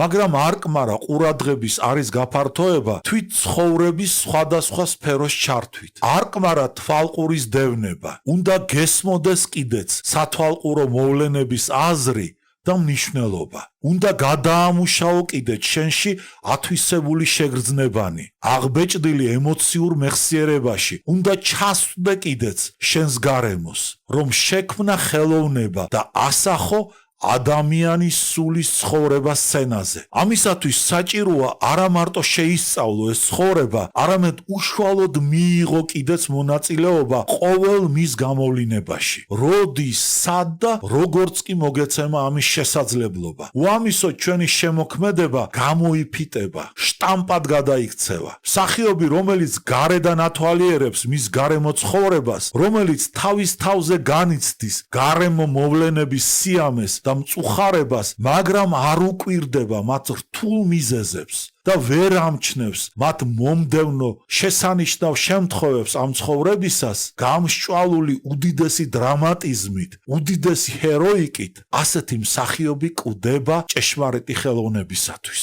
რომ იცოცხლოს ხელოვნებისათვის, ის უნდა გაიმსჭვალოს გარემო ცხოვრების დედააზრით, გაამახვილოს გონება, შეავსოს იგი საჭირო ცოდნით, გადასინჯოს თავისი შეხედულებები. თუ მსახიობს არ უნდა ჩაჰკლას თავისი შემოქმედება, მან ობივატელურად არ უნდა უყუროს ცხოვრებას. ობივატელი არ შეიძლება იყოს მხატვარი. ის არ არის ღირსი ამ სახელწოდებისა, ხოლო მსახიობთა დიდი უმრავლესობა სახელდობრ ობივატელები არიან, რომლებიც კარიერას იკეთებენ სცენაზე და არ ქმნიან ნამდვილ ხელოვნებას, რომელსაც კარიერა არ სჭირდება, რომელსაც სჭირდება უშუალო ემოციური მეხსიერება და სულიერი დამოკიდებულება როლისადმი. ემოციური მასალის ძიების დროს ერთი რამ უნდა ვიქონიოთ კიდევ მხედველობაში, რომ ჩვეულნი ვართ უპირველეს ყოვლისა ცუდი რამ შევნიშნოთ, როგორც პირადად ჩვენში, აგრეთვე სხვებშიც. ამიტომ უარყოფით გრძნობათა და მოგონებათა სფეროში ჩვენი ემოციური მეხსიერების მარაგი უშრეტია. ჩვენი ლიტერატურა დიდარია უარყოფითი სახეებით, ხოლო ძლიერ ღარიბი დადებითი ტიპაჟებით. რასაკვირველია, ბიწიერების დარგშიც მრავალი მხატვრული ქმნილება გვაქვს. ხლესტაკოვი, გოროდნიჩი, მაგრამ ამაში არ არის ჩვენი ხელოვნების მთავარი არსი, რომელიც ადამიანის სულის ლამაზ ცხოვრებას გადმოსცემს. ჩვენ სხვა მასალაც გვესაჭიროება. ეძიეთ ის ჩვენი შინაგანი სამყაროს ნათელ მოსილ კუნჭულებში. იქ სადაც ცოცხლობს აღტაცება, ესთეტიური გატაცება და ეს სილამაზისა და კეთილშობილების მარაგმა შეავსოს ძლიერი ნაკადი თქვენი ემოციური მეხსიერებისა. ნუ თუ ეხლაც არ არის თქვენთვის ნათელი, რომ იმის შესასრულებლად, რაც ნამდვილ მსახიობს მოეთხოვება, საჭიროა მან გაიაროს შინაარსიანი, საინტერესო, მრავალფეროვანი, აღტაცებული და გამაკეთილშობილებელი ცხოვრება. და იცოდეს მან არა მარტო ის, რაც დიდ ქალაქებში ხდება, არამედ ისიც, რასაც ადგილი აქვს სოფლებში, ფაბრიკა-ქარხნებსა და სოფლიოს უაღრესად კულტურულ ცენტრებში. და ამ მსახიობმა თვალყური ადევნოს და შეისწავლოს როგორც საკუთარი ქვეყნის, ისე უცხოეთის მთელი მოსახლეობის ცხოვრება და ფსიქოლოგია. ჩვენ გვესაჭიროება უსაზღვრო ხედვის არე, რადგან ჩვენ თამაშობთ ჩვენი ეპოქის ყველა ეროვნების პიესებს, რადგან ჩვენ მოწოდებული ვართ ავსახოთ ადამიანის სულის ცხოვრება მთელი მსოფლიოს ხალხებისა. ეს კიდევ ცოტაა. მსახიობი ქმნის სცენაზე არა მარტო თავისი ეპოქის ცხოვრებას, არამედ წარსულისა და მომავლის ცხოვრებასაც. ამოცანა რთულდება. თანამედროვე ეპოქის შექმნისას მსახიობს შეუძლია თვალყური ადევნოს იმას, რაც არის, რაც მის გარშემო ხდება, ხოლო წარსულის, მომავლის ან არარსებული ცხოვრების შექმნისას უპირველეს ყოვლისა უნდა აღადგინო ისინი, ანუ ხელახლა შექმნა შენს წარმოდგენაში, ხოლო ეს, როგორც დავინახეთ, არც ისე ადვილია. ხოლო ჩვენი შემოქმედების იდეალად ყოველთვის იყო და მარადის დარჩება ის, რაც უკვდავია ხელოვნებაში, ის, რამაც არ იცის ჭკნობა და სიბერე, ის, რაც ყოველთვის ახალგაზრდაა და ძვირფასი ადამიანისათვის. მე ვლაპარაკობ შემოქმედებითი მიღწევების მწვერვალებზე, რაც ჩვენთვის კლასიკურობის ნიმუშად ქცეულა, იდეალად, რასაც უნდა ვესწრაფოდეთ ყოველთვის და ყოველ ჟამს. შეისწავლეთ ეს ნიმუშები და ეძიეთ მათ გადმოსაცემად ცხოველმყოფელი, ემოციური შემოქმედების მასალა. მსახიობი ყველაფერს იღებს სინამდვილიდან თუ წარმოსახვითი ცხოვრებიდან, რისი მოცემაც კი შეუძლია მას მისცეს ადამიანს. მაგრამ ყოველგვარი შთაბეჭდილება, ვნება, სიამე, ყველა ის, რითაც სხვები ცხოვრობენ, მსახიობის განკარგულებაში შემოქმედებით მასალად იქცევა. პირადი და წარმავლიდან ის პოეტურ სახეთა და ნათელ იდეათა მთელ მარაგს ჰქმნის, რომელიც მარადის უკვდავი დარჩება სხვებისათვის. აქედან დასკვნა, ყველაფერი გიამბეთ ემოციური მეხსიერების შესახებ, რაც კი შეიძლება უთხრა დამწყებ მოსწავლეს. დანარჩენს თქვენ მომავალში გაიგებთ. ჩვენი პროგრამის შესწავლის პროცესში. დაასრულა არკადი ნიკოლოზისძემ დღევანდელი ლექცია გაკვეთილი. საქართველოს კინოაკადემია, სტუდია კოცი, დიოგენე 2020 და სოკო სტუდიო დიდ მადლობას უხდიან ინკოგნიტო მეცენატებს პროექტი რადიო კინოს რეალიზებაში გაწეული თანადგომისა და დახმარებისათვის. აუდიო წიგნი მომზადებულია საგანმანათლებლო და შემეცნებითი პროექტის რადიო კინოს ფარგლებში 2020 წელი.